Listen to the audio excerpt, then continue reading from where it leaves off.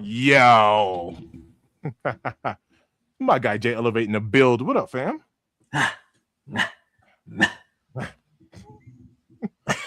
What it do, Mr. Thing? Welcome back Yeah. to the land of the living, family. Oh man, I've been working like a mad horse, man. How about yourself? How you been?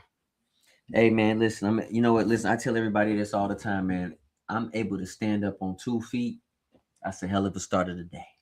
Hey, he gets to stand on 2 feet and also be able to put some kicks on them foots. Ooh. Ah.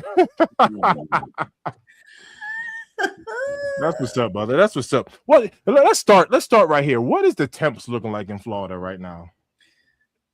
I mean, we're a little nippy, all right. And I'm saying we're a little nippy, man. It's a little cold, man. It's the high today was 59, and it says that the low tonight is 37, and right now it's claiming that it's a beautiful warm 45. Ooh, okay, not bad, not bad. So in the 50s, what are you wearing in Florida? Are you sweaters, light jackets, sweatshirts, hoodies? Where you at? What are you You know what? Because we got this cold front that's coming from the north, man. Honestly, I'll probably have on just like a little like zip up hoodie. Okay, all right. But if not, sometimes I'm just outside with no jacket on. I'm out there. Sig in the build. What up, family? Yo, what up, Sig? I see you. What's good, Sig? In a build? Yes, sir. Yes, sir. What up? Who else is out there? Tap in, say what up. We got a few people watching right now. Say what up in the chat. Give a little what up. Yeah, man, the temperatures out here. So thank God it actually picked back up a couple of days ago. Like on the East Coast when they got that storm, we didn't get much snow, which is crazy to be in Colorado. We got less than an inch, but we did get those cold temperatures. So we were sitting about 4 degrees, 5 degrees, 6 degrees. We were sitting right about them single digits, and it picked back up to the 40s. So no complaints. No complaints. Yeah. Your boy, what up, family? What up? What up? What's good? Thanks for tapping in. What up? Thanks for saying what up. What's good? Appreciate y'all. What's good with you? What's good? So today, listen, chat, man. We're gonna do a reaction video. Fat Joe is calling out some heavy hitters. Frankie in the build. Frank in the build. What up? What up, family? And I'm gonna tell you right now, man, like I just want to really for all of us to decipher this and definitely get you guys' opinion, because I do have some opinions and some things to say about this Fat Joe calling out some heavy hitters. And Fat Joe his statement is that he's the king. Sam ran the build. Sig said, excited for the Frag Ones. It's making its buzz on social media. We got John in the building. What up, fam? He said, yo. John Parham in the build. What up? What up? What's good? Mr. Thing with the push-ups hyping me up day. Yeah, man. Yo, I've been getting the push-ups in. I'm getting the push-ups in. Yeah, you've been killing it, man. You and Josiah been killing it, man. Getting it in. That's Schizo. What up, family? Hello, matey. What's good? So John said Fat got heat, but he probably top 5 at best. See, John, you and I, man, we there. Frankie said Fat Joe was a collector from day one, but he ain't effing with perfect pair. That's what he now, said. Frankie, I had a conversation with Where Your Kicks about that, and I don't think Fat Joe really know what he doing. That Schizo said, "What's good? Y'all have the best live stream. My God." Hey, thanks for tapping in. Everybody tap that like button real quick. Show a little bit of love. Appreciate the comments, though. Appreciate the comments. Yes, sir. So, Mr. Thing, you ready to get into this video? Because I think we all got a lot to say about this one. Hey, you want to know what? Not what? taking nothing away from Fat Joe. Hey, you want to know what? I haven't even seen this yet neither. So this is going to be a real reaction. Plenty the harder ways in the build. What up, Plant? What up, Plenty? Hey, Schizo said fast, subscribed, and liked. Hey, that's what I'm talking about. Let's go. All right, let's get into it. Let's get into a little bit of this Joey Cracko. Let's get it. Ooh, yeah, because he might be smoking some crack. To say, you got LeBron James, Kobe, Michael Jordan, you know, I'm not just saying it because he's dead, but I think Clark Kent would have smoked me. You know what I'm saying? Like Rest in a in real peace. battle. I think he's about the only one. May is there too. I would, you know, I can't keep telling you the same names, but they the ones that got it. Like you know, they got a guy, what's his name? Perfect Pair. I challenged him a million times. I said, yo, let's go. Collection for collection. He never stepped out. You know, the other guy, what's his name? PJ Knowles or something. I challenged him. He This never PJ? stepped out. PJ Tucker? Not PJ Tucker, PJ Knowles. Okay. PJ Oh, Tucker. PG knows. PJ Tucker too. He know what's up. Like, yo, listen, man. Come on, man. They all know what's up. Well, so I don't know if you saw this, Joe. So you just mentioned Perfect Pair. You said his name. Yeah. Perfect Pair posted yesterday. He posted a pair of Air Force Ones. I'll show you the picture. He posted this pair on Instagram because obviously we've been promoting that you're going to be here and obviously posting the clips of, you know, what you've said about obviously being one of the GOATs in the sneaker game. My phone's in black and white, but you could tell the shoe from this photo. He posted the photo, and then there's a comment that I'm gonna read out loud for you in a minute here. What's the comment? So he posted this photo, and because every time we've posted you on the page, I've commented and I've pinned the comment from the Got Soul page that said, "What should we ask Joe at the event?" Right? Because people want to know what he wants me to ask. And so Perfect Pair posted that shoe, and he said, "At Got Soul, ask him why he had a foo-foo of this most precious AF1. If he was really that guy, he would have known Mark Smith." Fact that Joe sold JC a foo-foo's crazy. We need answers because that's why he lost all creds in my book. I got. He's full of shit. He needs to pull his collection out and let's go. Number two is what happened was I was at an event like this. That was back in the days, and they used to have sneaker battles, right? So in the sneaker battle, the judge was Clark Kent, Siraj from New Jersey, all the illest sneaker collectors in the world. They chose that sneaker as the winner. Here's $5,000. You won. It was an event like this back in the day. Anybody who was a sneaker collector, if he was a real sneaker collector back then, he would have been there. Everybody was there. So the guy wins sneaker of the battle. I'll pull him to the side. I mean, I'm thinking, you know, Clark Kent, all the sneaker collectors at the time that was the biggest, they chose that sneaker as the sneaker of the battle and paid them as the grand prize number one. So I meet him out back and I'm like, yo, I got 10 grand for you. He sells me the sneaker. I got that shit for 20 years. I forget I even have it. One day I show it and the internet go crazy. Yo, that shit is fugazi. Okay, so All right. All right, chat.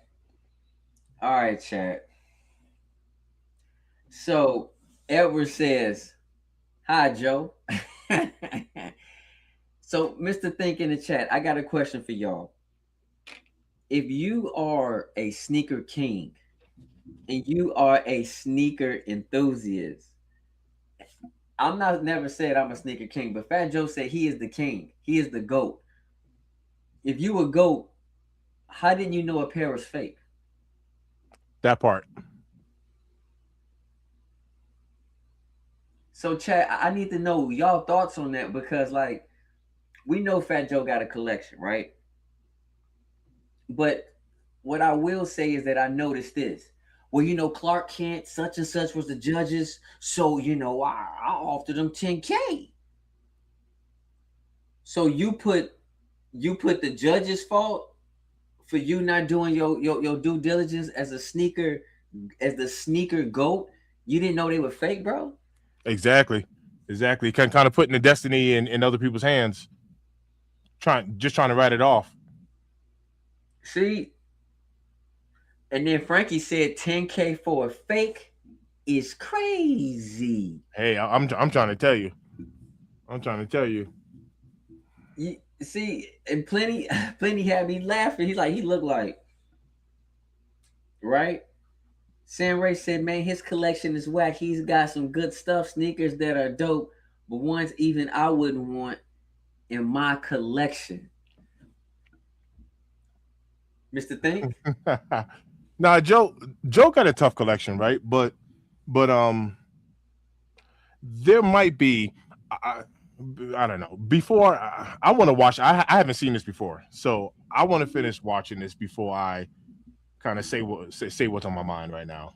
All right, let's get back to it then. I actually want to, but let me tell you what's on my mind. I'll just flat out say, Joe got a nice collection, but Joe got one of those I got money collections.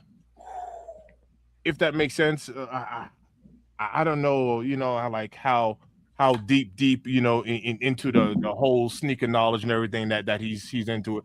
But he I'm not gonna say his collection's whack, but he do got like the I got money collection. And to anyone's defense who got money, I mean, anybody who got money can just go buy every sneaker right now, every hot sneaker, and then say I got the hottest collection, right? But I'll leave it there for now. I would definitely leave it there for now. All right, real quick, plain to say, in Joe's defense, you see, look, he's just a rapper. He got the money to shell out, you see, but perhaps not. Plenty. That's exactly where I was going with it. He got the money just to cop things, and that's exactly what I was trying to say. That's exactly what I was trying to say. And so, Plenty, man, you said it super early. We definitely gonna get to that because, man, we definitely gonna get to that because that is my main thing when it comes to a sneaker battle. At this level, right? At this particular level that he's calling people out. Hard facts. Plenty said, Frankie, Queens get the shmoney. All right, let's go. Let's get it. Guy got me and got the whole sneaker community because the judges was Clark Kent, let's say the mayor, let's say Siraj, like the illest niggas in the world. The Shaq, the Chuck, the Ernie, the Kenny Smith, all consider this the sneaker of the. Right now, we do a sneaker battle, and you guys all picked. That not even you guys. I don't even rate you like the guys who picked it. I'm telling you, the greatest sneaker collectors of all time said, "This is the sneaker." Yeah, how do you diss somebody in that diss with them? Yo, let me buy it, but it happened to be a fake sneaker. 20 years later, I posted one time that, yo, we never seen that. Yo, that shit is fake. I was like, was I embarrassed? Yes, I was embarrassed, but the good thing is that it was a verifiable story. If y'all go to Siraj from Jersey and all of them now, they would tell you that's how it happened. So that's what happened. He could lose whatever credibility he want for Joe Crack. I've been doing this shit since before he probably had a sneaker. That's the problem. So if you kids, if you don't really know, if y'all want me, you got me upset with that one. I started this shit. So you against Perfect Pair sneaker battle. I've been told him that. I told him this on Complex. If we can get Perfect Pair to do it, you'll do it? 1,000,000,000%. And I told him for collection. That's a high percentage. For collection. Collection for collection. I got Titanics. These guys don't want this type of shit. I'm telling you. And I'm off. I haven't even been like, when I'm on that bullshit right now, I've been on my graffiti shit right now. Sometimes I'm a rapper and I just write all the time. Right. Sometimes I'm a sneaker collector and I'm going. So right now I've been on my graph shit, getting ready for the spring and the summer to hit some trains and shit like that. So that's where I'm at creatively right now. But sneaker collecting. All right, I'm gonna need Joey to be easier in our language. He's gonna mess up my monetization. All right, that's all I wanted to say. Yeah. No, go ahead, Jay. That was it. Come on, man. These guys it is what it is, guys. Whatever y'all want to do, we could do. He don't want it with me. He's a coward, this guy. This guy like a turtle. He come out, say something, stick his head back in the turtle shell. You know what I'm saying? This guy a pussy. He don't even want this type of energy or something like that. I've offered to challenge this guy on Complex, on everything you could think of. This guy ain't coming out. Joe, I think we can make it happen. I think we're that new generation that can make it happen. Kenny, we're going to send this to you. Let's see.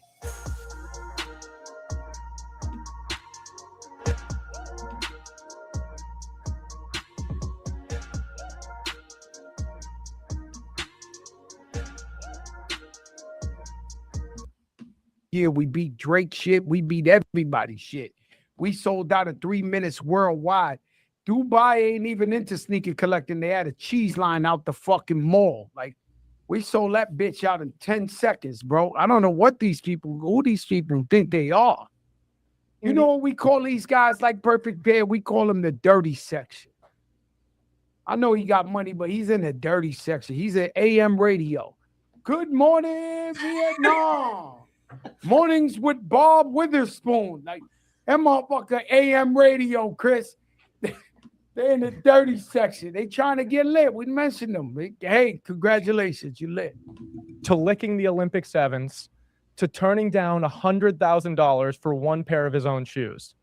This man has some sneaker stories you don't want to miss, and I think he's going to share them today. Ladies and gentlemen, welcome to the Got Soul podcast, Fat Joe. The legend. I have to start. So I am responsible for all of the Got Soul content, reposting stuff, everything like that. We just recently resurfaced a clip of you talking about your quote-unquote Loch Ness monsters and your Bermuda Triangles of sneakers. I personally am very interested. What is the rarest sneaker you have? I got a sneaker, and I've showed it before, where a guy from Nike got fired because of me. I'm not proud of it. And he started crying, He right? made a Jordan and Kobe collab, and it's so old that should break if I just pull it out. But that sneaker right there, no one has showed me that sneaker again. I've never seen it with nobody. He got fired because at the time Kobe and Jordan wasn't collaborating. They wasn't doing nothing like that, and he got in trouble for that shit. He got fired, but you know, I told him to make it for me. I said, yo, go make, I had them making sneakers. Yeah. Let's be clear, right? Let's be clear. No, let's be clear. The way this all started, this sneaker was my sneaker for 20-something years. We made this. Nike made this shit 20 years ago. I have sneakers with my face on it. I have made from Nike. Face. All right, chat. So listen, man, I'm definitely reading y'all comments, and I'm gonna tell you right now, yeah, my man is very disrespectful. Frankie said Perfect Pair has casino money. Hey, big money, bro. Money coming in daily. While my man's sleeping, he got money coming in. And let me say this to you guys, right, who know about Perfect Pair. So Josiah Keys in the building. What's up, family? You maintain with those push-ups, bro? I hope you are, man. What up, Josiah? So listen, chat. When I think of a sneaker battle on this type of level, right, calling people out, saying I'm the king, right? Because y'all know your boy Dipset, Jim Jones claims he's a sneaker king. Nah. He claims he is. But when it comes to this type of level, I'm talking about, okay, you can pull out sample pairs. You got money. Having money does not mean nothing. There's a bunch of rich people out there, right, who buy Ferraris who can't tell you no history about a Ferrari. They got it because they got the money. They could care less. So to me, when I'm talking about this level, hey, do you got the knowledge? And plenty, that's what you was talking about earlier today, bro. Where that knowledge at? Because if you went to buying sample pairs, in my opinion, there's no reason why you shouldn't have the backstory on how you obtained it, where it came from, why this pair wasn't released. You should have a backstory. And it's crazy how people talk about how much money they have. I got money. I got, so what, bro? That don't mean nothing to me. We talking about sneaker enthusiasts, sneaker connoisseurs. Some people buy stuff just to appease other people so they can get the hype. They have no clue about what's going on. And I didn't say Fat Joe doesn't have sneaker knowledge, but when it comes to Perfect Pair, my God. Yeah. And Jay, like, honestly, remember I said I want to finish this video before I spoke on it, and then I started talking on it anyway. That's kind of exactly where I'm going with it, right? There's nothing wrong. There's absolutely nothing wrong with being like, yo, I got the funds to pick this up, but I don't really know too much about this. I never really rocked these back in the day, or I got these because I just thought these were cool or whatever. Like, there's nothing wrong with that neither. You know what I mean? Versus just disrespecting people and just calling people out, whatever, because you know what I mean? He's kind of already saying what we're talking about. You know, he's in the dirty section, and we don't even look at guys on that level. And you know, me mentioning your name is blowing you up, and you know what I mean? Like, man, keep it kicks. You know what I mean? Keep it kicking. You know what I mean? Let's talk these sneakers. I want to say this to you guys, right? If you notice, Fat Joe didn't call out, to me, someone who's definitely one of the best sneaker historians to this day, and that's Jumpman Bostic. I promise you, Jumpman Bostic is not. I mean, I don't know if the man's rich or not, so I'm not gonna lie. But he is a retired police officer. Mm-hmm. He has every original Jordan to release. I didn't say retro. I said original. Plus, my man even showed you guys, if you go back to his catalog, right? He from Detroit. He even has Jordan golf shoes that people didn't know about. He even has Jordan winterized boots that people had no clue what was going on about that back in the day. So I can tell you right now, if we're talking about a sneaker battle and we're talking about adding knowledge in, and also I know Fat Joe does not have some things in his collection that Jumpman Bostic has, who's a regular person like us, not like supposedly super rich. He ain't called him out. Yeah, the mere fact that somebody lost their job by hooking up Joe, that's pretty bad. And you forgot the guy's name? Oh yeah, exactly. Yeah, crazy sauce. Yep, here we go. Just crazy. With my face, I got the fucking Michael Jordan. Damn, the lady who cleans my house was almost about to throw the fucking box out. You know when you open a pair of Jordans and they got the laser face of Michael Jordan? I have the box with Fat Joe's face laser. Send me the picture. I want to see that. We got to share that. I've showed it before. I'll show it to you again. Okay. It's not a problem. Doesn't have to be today, but I want to see that. That's crazy. Shit that just, it ain't fair. You can't do it. You can't come out and show me your face on the Air Force One from Nike. You can't do it. I got the face. I got Fat Joe's face praying. Am I lying slow? I got my face praying like this on an Air Force. Like, it's disgusting. I was owning these guys. These guys was like, okay, make me turquoise green and orange with a TS logo. Sure, Joe, 20 pair coming now. Like, it wasn't this what you got outside Pandemonium. It was like, oh wow, the rapper who just sold 2 million records actually wants to wear these. That's how it was at the time. Set Free. You would Sheed Wallace in the middle of Philadelphia. I didn't bring him here. He just showed up. He's in the middle of Philadelphia with one of the, probably Dennis Rodman is the only crazy fucking basketball player in the world. And she got the Sheeds on. Patent leather, size like 16. I forced him to give me the sneakers off his feet in the middle of Philly. I took him to a Foot Locker, right? And bought him a pair of sneakers, and he took them shits off and gave it to me. So you pretty much robbed Rasheed Wallace. No, I didn't. He's crazy. Don't even do that. If you want to go viral, the shoes off his feet. Come out the next day like, I'll smack the shit out of Fat Joe. Rasheed Wallace. That's not the guy. Yo, Joe's got a story, man. The guy we want to talk about. Okay, fair enough. So one of the things that people have commented on all these posts that we've posted of you saying, your things about your sneaker collection is, if you're the GOAT sneaker collector, why sell your collection? Well, I never sold my collection. I told you. Or sold parts of your collection. What happens to me is, you really don't want this comment. Like, I'm really rich, like on another level. I'm going to be honest with you, like super rich. I need you to be as honest as possible. I'm super rich. Now, besides that, and we don't even like talking like that because that only brings heat. I don't got to sell shit. So my father had just passed. My mother, because it's the only time I did it. My mother, I wanted to move her closer to me.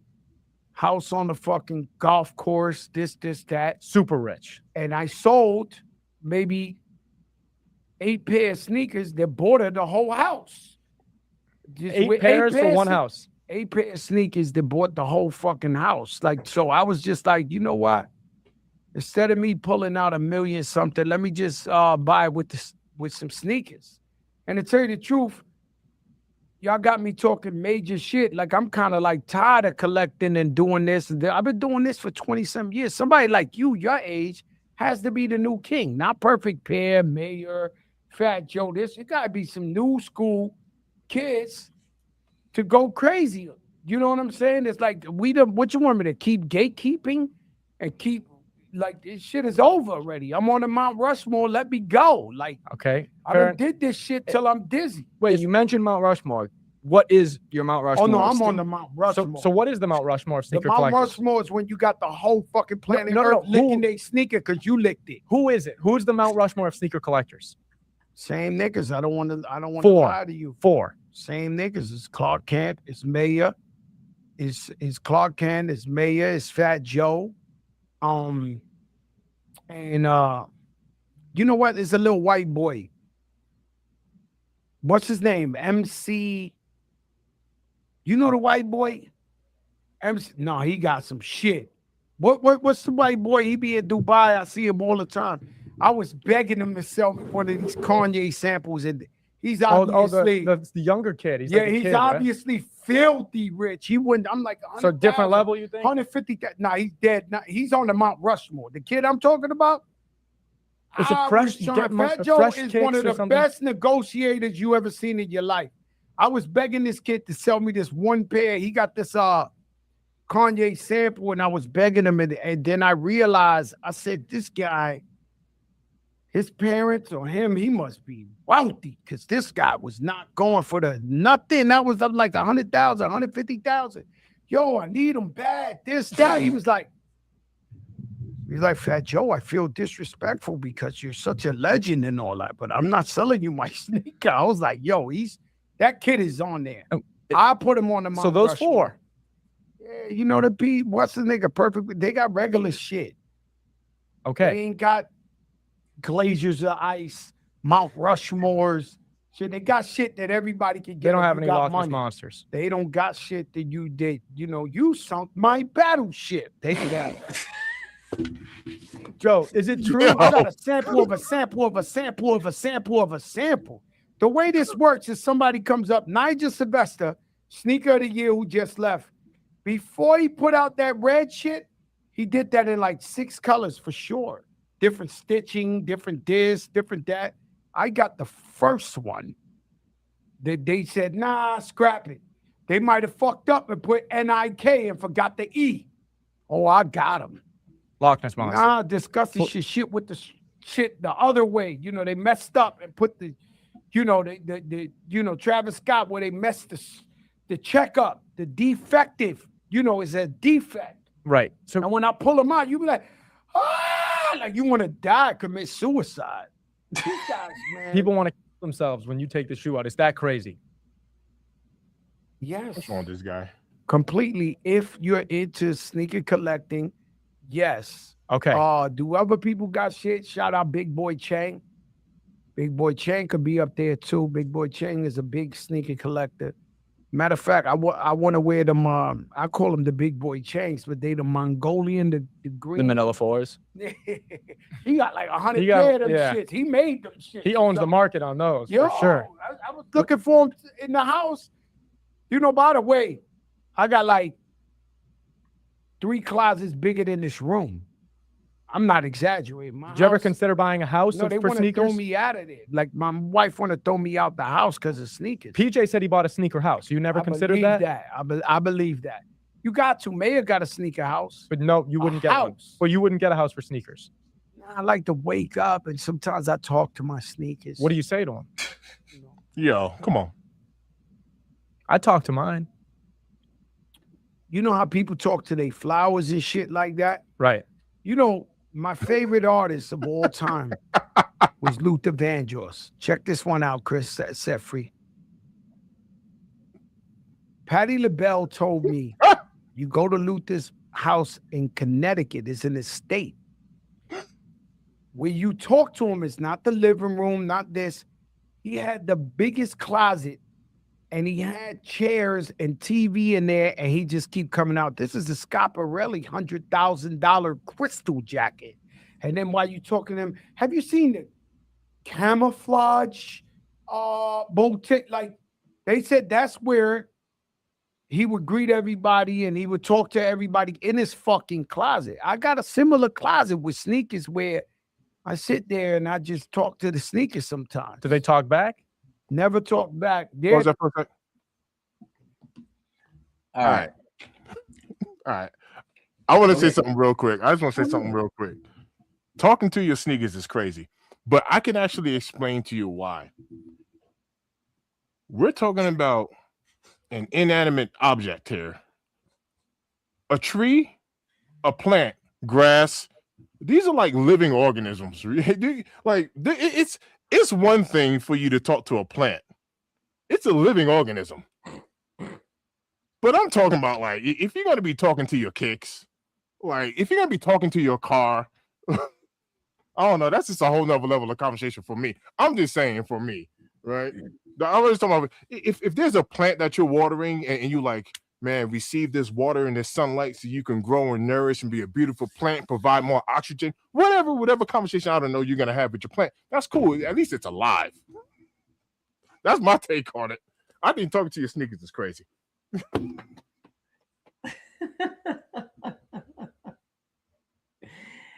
Hey, Josiah, you are a fool, boy. You are a fool. Hey, DK, he had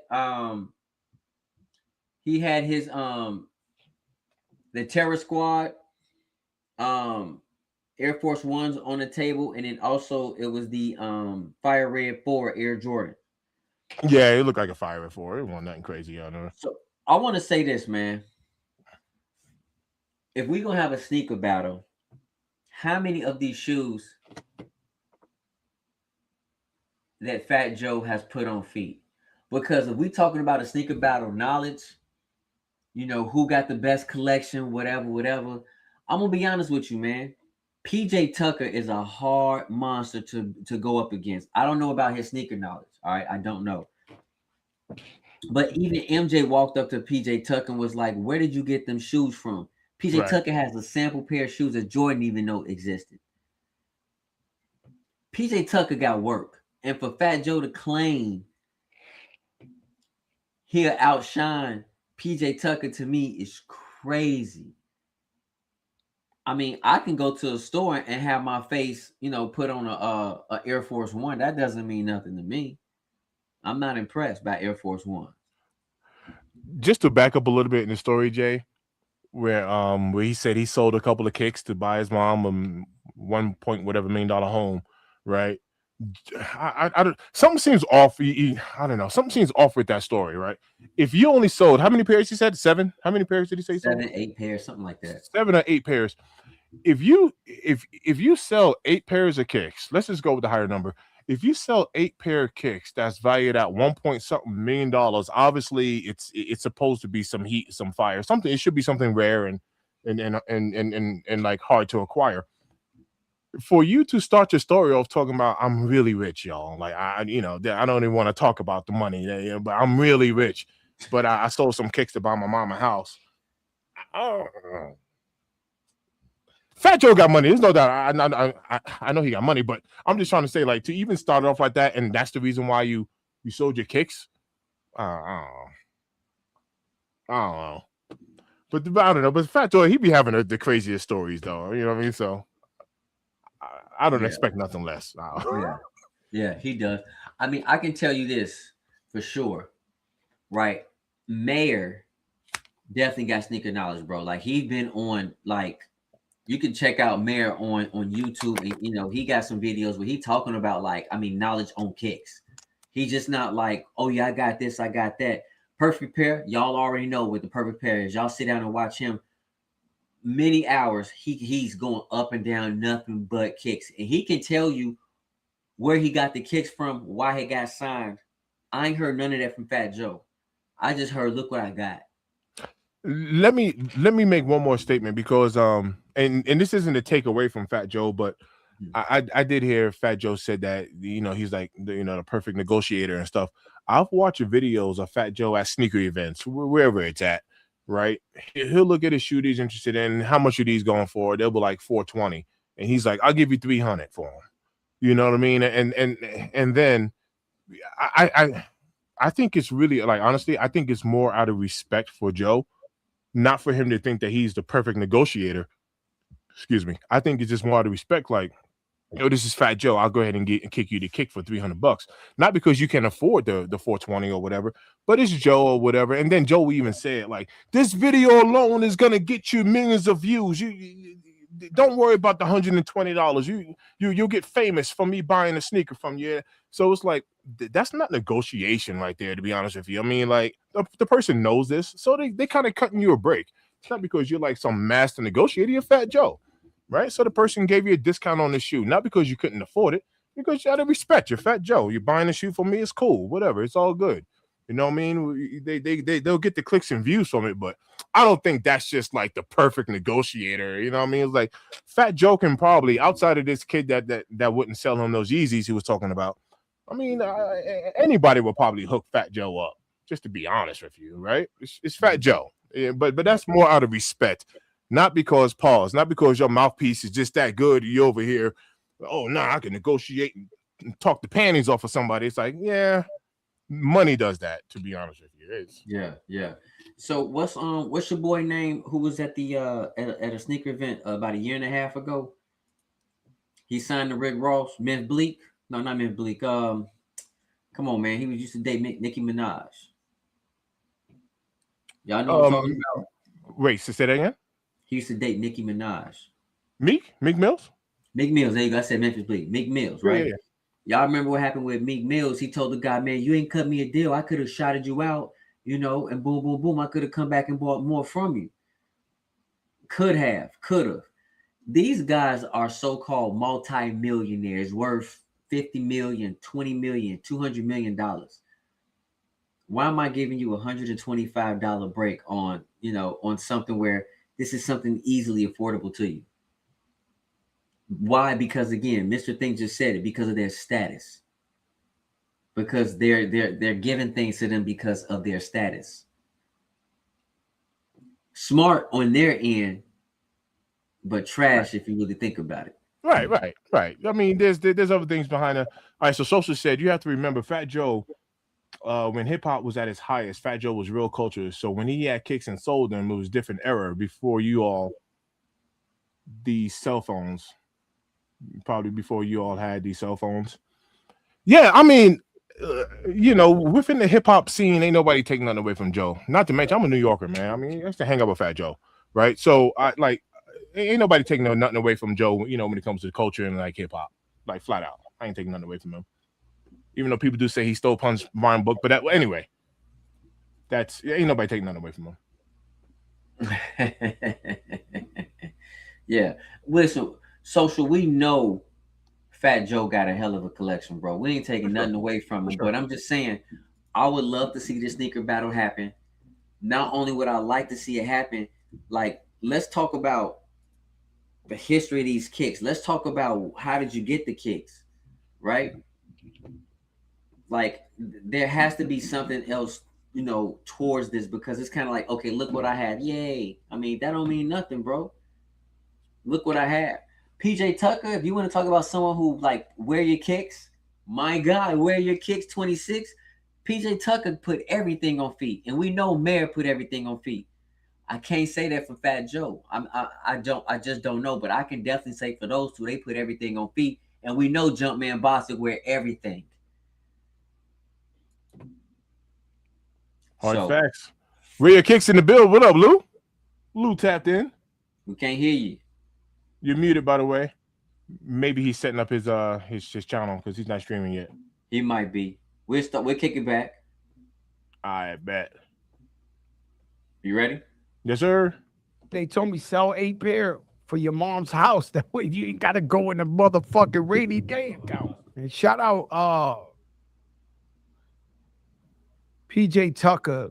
You know, one time he lied to me.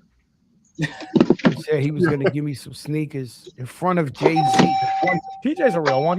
He's sat in that chair in this room before. He's a real one. Well, that sneaker right there is amazing. I got it.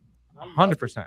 We need yours next signed for our case. This is our PJ one, 100%. Well, you know, I fucked up because I gave my one pair. So the Terror Squad family and friends, the gray and the pinks, right? They really was like beyond limited. Like, I mean, 20, 30 pair. I only have one pair, Fat Joe. I got the originals because they all come from a sneaker 20-something years ago. Right. These are only replicas. This is in my closet 20-something years ago. So they did the family and friends, and I had one pair. And my man Rich the Barber, man, he fucking gassed me. Drake was performing. He was like, yo, Drake is size 12. Go give it to him, this, that. I went to the concert with my one pair, and I gave it to Drake's manager, right-hand man. Drake told me he never seen that sneaker in his life. They stole it. They never gave him the family. And now me, today, with the outfit I got on, that's the first thing I told Rich. I said, yo, Rich, I wish I had the family and friend TS's. It was perfect with the outfit. You know, I lost my one pair of family and friends, Terror Squad Air Force. You know, the gray and the pink. I gave it to Drake, and it was like he was like a rich player. It was like his right-hand man. Right. Chubbs. Drake told me he never seen it. I don't know if it's Chubbs. I don't think it's Chubbs. One of them. Right. The main guys. Yeah. Put it in his head. Yo, this for Drake. Right. Either way. I seen Drake. I said, yo, you never got the Fat Joe. He was like, yo, I ain't get shit. I was like, yo, I gave it to your guy. And then something happened with Drake. I had some Drake Jordans that never came out, sample he heard, and he was like, yo, I need those back. I guess they be missing on them or something. Like, you know, he was like, yo, Joe, can I get them back? I see you posted them. I gave them back. That's my guy, little white boy, MC Sneakers. MC Sneakers. Oh, he got Come sneakers. to God's Soul, MC Sneakers. I don't know if we can book him, but he Oh, this guy's so rich. there's not even, you can't even think about booking him. I only see him in Dubai at the fancy restaurants. Dubai Got Soul on the way. Huh? I said we got to do a Dubai Got Soul. Oh my God, this guy right here, I was begging him. He got this Kanye, he got everything, by the way. Okay, so I got to ask you sold your collection. Is it true? I didn't sell my collection. No, sold parts of your collection. Is it true that you cried when you sold parts of your collection? No, that was Mayor. Mayor was crying. I seen him. He was hurt. Mayor was crying when you sold your sneakers? Some sneakers. No, he got rid of of some sneakers and he cried in front of me. Okay. Well, you were talking about He's stealing not pussy, but he definitely cried. Shout out to Mayor. He was like this, like depressed. Right. Well, yeah. I got to ask you. So you talked about stealing sneakers. Someone stole this, stole that, you know, so whatever. Is it true that Mike Bibby choked you out for trying to take a pair of his sneakers? It's a true story. What's the story behind that? So what happens is, shout out to Mike Bibby. Mike Bibby was Team Jordan. He actually introduced me to the guy who was making all these and made the Kobe Jordan and all that. He introduced me to the guy that was making the Jordan. The guy that became like your plug with all the guy who got fired. Who got fired? Jesus King, what's Mike up? Bibby plugged me with. That's crazy. So Michael Jordan told me that Mike Bibby never got paid $1. He got paid in 18-wheelers of sneakers pulling up to his house to just give him. They paid him in sneakers. Michael Jordan told you that? Michael Jordan. So if I knew his middle name, I would spell it out. Michael Jeffrey Jordan told me, yo, that guy Mike Bibby, he never wanted $1. You know, these guys, basketball players make 100 million, 200 million. Bibby got a sick collection too. He got paid in sneakers. When I went to Michael Bibby's house, still to this day, his shit is like 5-story. Well, anyway, Mike Bibby is my brother. He's Terror Squad. Shout out to Team Dime, Dane, all of them. He was begging me for years. Yo, come see my collection. Come see my collection. Come see. So one day I got a show in Arizona and I pull up. By the way, Mike Bibby owns a complex. So like let's just say he bought a mountain and his sister got a $10 million mansion. He got a $10 million mansion. His mother got, their kids are running around like damn near Mormons. They got their own fucking complex. They running around. It's their nephews. They own the whole shit. Yeah. So I get there and Mike Bibby don't trust nobody. He takes me to a sneaker room and he got like 7 locks. Remember when your grandfather would have like 7 locks on the door? Yeah. On the fucking door. He's this guy. That shit up. It was bigger than any Foot Locker, anything you ever seen. It's like he got like ladders. I got a mini one now, but he got like ladders that go up to the 5th floor, and it's It's just sneakers and sneakers and sneakers and sneakers and sneakers and sneakers. He got shit I never seen. All these sneakers, all these crazy collectors, all your crazy sneakers, right? What has been your actual craziest story in order to get a pair of sneakers? Well, Mike Bibby choked me out. You know what I'm saying? He got mad because he told me, yo, get whatever you want. I never even knew my knees could work like that. I jumped. What do you mean by that? I went to in Australia. yo. They got a zoo. We went to the zoo. Hey, yo. I don't know if you know. They got a show in the zoo where they put like a stake to like the 5th floor, and the fucking tiger jumps on the tree with one little whoop. The next one, he grabs the stake from the 5th. Look, you are not getting away from a fucking tiger. Of course not. No, but I seen it. They have a show there where the tiger jumps to the 5th floor. 5th floor. Gets the fucking steak and comes down and starts eating it. So I kind of did that. And I pulled out like 3 one of one. Like, I mean, you can't do it to me. Like, remember they used to have the old commercials, Christmas times, Toys R Us, get what you want. Right. I'm like, Carrot's Patch job, Space Invaders, like I'm just grabbing shit. And he gets mad. And his family's like, Mike, you begged him to come. You told him, he was like, fuck that. I wouldn't go to his house and take his platinum plaques. He know what the fuck he's taking. So in that 5-story biggest shit I ever seen, I grabbed a 3. And the man got furious. He was like, oh, no, you can't take. I said, well, why you tell me to go ahead and get whatever I want? So I chose 1. I said, let me just get 1. He said, all right, fair. So I took 1 Holy Grail. But he had this, I don't want to tell him because these suckers, they might have access to one of his sons We do, or something. Jesus King, we do, He bro. got a Jordan. They got the Vancouver Grizzly color wave. That to this day is just retarded. It's like I never forgot that sneaker right there. Mike Bibby got it. You know who else got it? Rip Hamilton. So Rip Hamilton was also Team Jordan. Rip Hamilton has this Jordan sneaker that's made out of solid gold. When he won the chip, Solid gold. solid gold, like not just solid gold, like solid crack your head open like a fucking safe.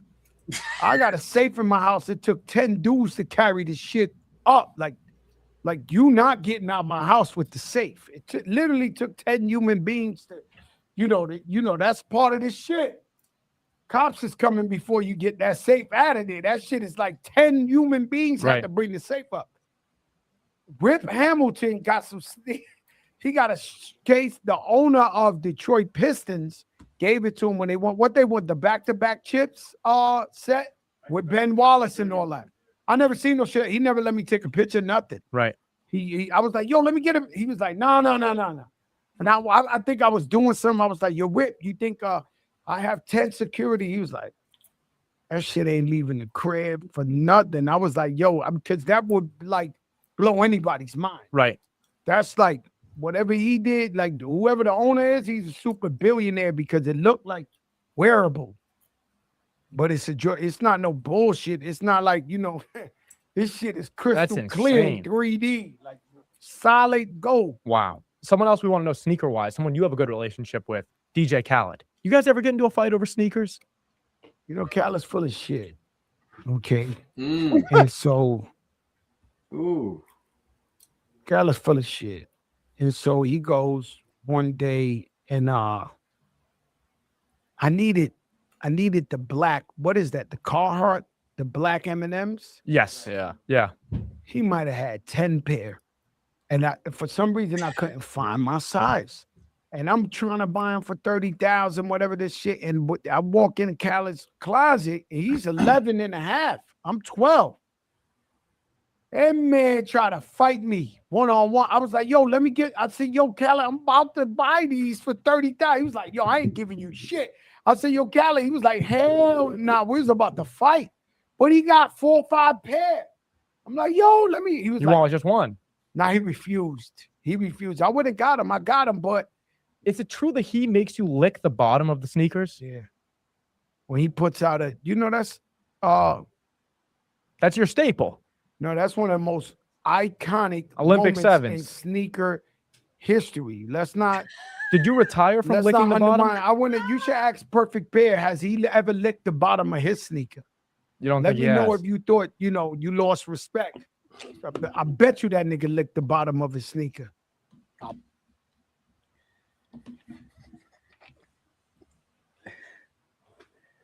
Where you kicks? What up, dude? What up? What you got to say? Those some wild stories, I'll tell you that. I mean that tiger joint for real. Tiger jumping 50 feet. Yeah, I mean, nah, tigers can jump. Ain't no Tigers 50 feet can up in the jump air, both bro. ways, but Ain't no 5 stories. Nope, not buying it. Not five buying it. stories, no, but they're up 50 there. feet? I'll tell you that. Nah, 5th floor, nah, no, They up there though. nah, That no being 50 said, feet. I Nah, didn't say they could jump 50 feet. I Joe just said said they it. can get up there. Joe said it. I heard what he said. 5th floor. Listen. You listen to the people tell stories about Mike. You think Mike jumped from half court doing the slam dunk? You let them tell the story. Shoot. That being said, this whole thing about going collection for collection, like, I don't know. My question is, how are they even going to facilitate this? Oh yeah, I lost it when he said, I did not know my knees would do. Yo, that's like when he was on the other podcast and he was saying he was a glizzy. What did he say? He was a glizzy king or something like that. Yeah, he's a glizzy connoisseur or something. I don't. Him and Rick Ross. Remember, Rick Ross said, "Oh, I could smell the sausage on your breath," and I knew exactly what it was. Mm-hmm. Yeah. Oh, no. Yeah, another one. Yeah, I could smell it on your breath. I was like, damn. Oh man, that's good stuff. I mean, that being said, like I don't know.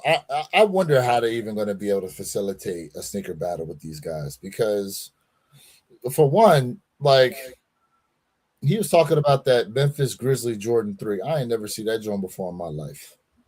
So these guys got like one of ones that who'd be able to verify those are even legit. But see, this goes back to I take this all the way back to when they were debuting the movie Air, and Ben Affleck was going around, right, on the tour promoting the movie. And what shoes did he have on that one day? Them Chicago High custom Travis Scott looking Jones. Now we all know they ain't never make them. But because of his status, don't nobody question what he got on his feet. They automatically like it's customs because they know how much money dude got. So everyone know how much money Fat Joe got, essentially. People know how much the guys he calling out the battle, they all got money too. So who's to say who's gonna call them out and be like, nah, them Jones ain't real? Hard facts. Speaking of, I just watched a movie on Netflix called The Rip, R.I.P. And Ben Affleck's in it. And they're like these cops. Like, oh, I wanted to watch that. I was thinking about watching that tonight, actually. Good flick. Watch it. But when you do, hit me up and let me know, because Ben Affleck has some ones on his feet in that movie, and I don't know what they were. I honestly just couldn't tell what. But when you watch it, let me know.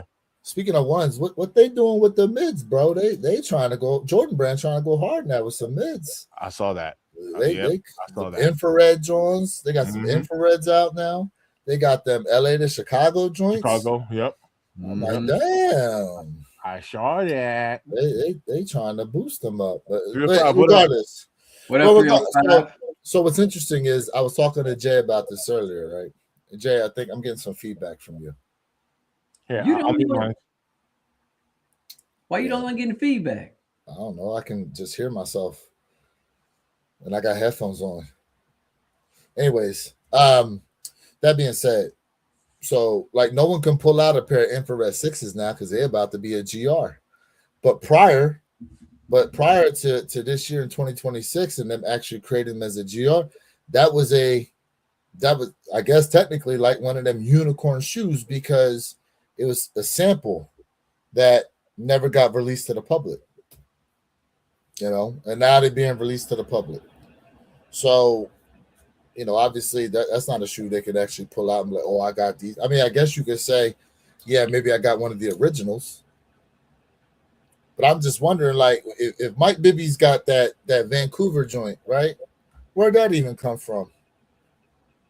You assume it, right? Okay, yeah, Jordan brand. But these guys got probably stuff in their collection you ain't never even heard of, seen before. And of course, we all just gonna take it as they legit because of their status. Right. And to Fat Joy's point, because I have had somebody tell me who works at Nike about these sample pairs because he has a few sample pairs as well. When he was talking about Nigel, and he was saying that, you know, he must have had about 6 other colorways before they, you know, made it to that red pair, the orange pair, or whatever. That is true, according to my source over at Nike. You know, he got a bunch of sample Travis Scotts, and it has sample written on it, and you know me, on the inside and stuff like that. And you know, they're not the official release, obviously. You know, they've decided to switch something up or whatever, and this is just a sample pair, whether it's a colorway or a different type of color, whatever it is. You know, maybe it's a defect, whatever it is. But to Joe's credit, that is the way those kind of samples. So to your point, to have a one of one, especially if it's a sample pair, I mean, it makes complete sense. And how do you check that? You know what I mean? So I want to say this, man. Like, I think getting sample pairs is fire, bro. I would love to have a sample pair in the collection. Okay. We do know Fat Joe has a deal with Nike. So, you know, we definitely got to give Fat Joe his credit and not say, oh, this got to be a fake, because again, he signed to Nike. Right? So we know he can get some stuff. And that's cool. That's great. But I think if they're gonna do that sneaker battle, I mean, he can pull out, you know, his face on the Air Force One. To me, that don't mean nothing. Pull out something else besides just with you in it, Joe. Right? Again, let's talk about the kicks. How'd you get them? Where they came from? Let's talk about some history. Let's really put some things in perspective. And you know, I told Wear Your Kicks the same thing. Like, when you got someone who is a art connoisseur, they collect art. They can sit there and tell you the person who painted, why they painted, their emotions during the painting. Like, this is where it comes down to. If you really into like kicks, like you want that historical knowledge. That's when I'm talking about people who real true sneakerheads, bro. That's the way I look at it. Right? Just not saying, look what I have. I mean, okay, great, yay. What about it? What about that kick? But I mean, that's what it comes down to, though, because okay, so I go back to the Bibby shoe. What's he going? What history is he going to tell you? They made a custom Vancouver Grizzly Jordan 3. Like, he could tell you any story he wants about that damn shoe if there's only one of them. I could tell you that John fell from heaven itself. Right, but I'm just saying, like no, okay, my bad. I just mean, like, this battle that they're gonna allegedly have. Again, I wonder what the parameters are going to be in order to do this, because again, they're gonna have like shit in that collection that again is one-offs, samples, and who knows, like, you know, not everybody is gonna. So I bet you they're gonna have samples of shit they don't even know the backstory to some of them. So I don't know. Correct. So to this question in particular, especially, you know, when it comes to Nike and the Jordan brand, right? He says anybody who signs with Jordan brand can make their own custom Jordans, any number. That's why you get all those samples from. But the sample pair goes. Here goes the Xbox controller, and this is an old controller. Facts. But let's say, boom, here goes the new design, right? And someone goes, nah, we need to move this closer and put the X a little bit higher. So now this controller becomes a sample controller. That's all that means, right? Now they're gonna redesign that controller. They're gonna move the X up and whatever. And now this controller is now a sample controller, right? So that's what's happening with these shoes. So, I mean, yes, but that doesn't mean that it's a custom. It doesn't mean that it's a fake.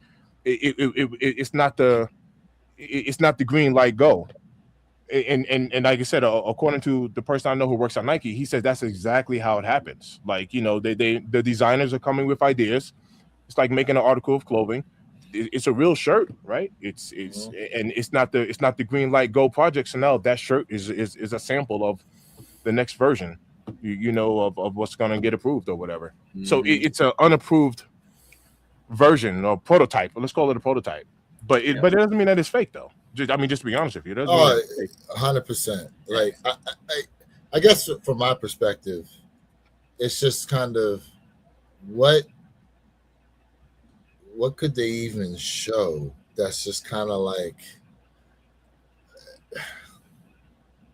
okay, so for example, we know Fat Joe actually from allegedly from pictures maybe is the only one of two people who has a pair of off-white Bred 4s. Mm-hmm. Now we know Virgil's wife is the first to have a pair because she wore them, right? That's Virgil's wife. But there's photos floating around that Fat Joe apparently has a pair also.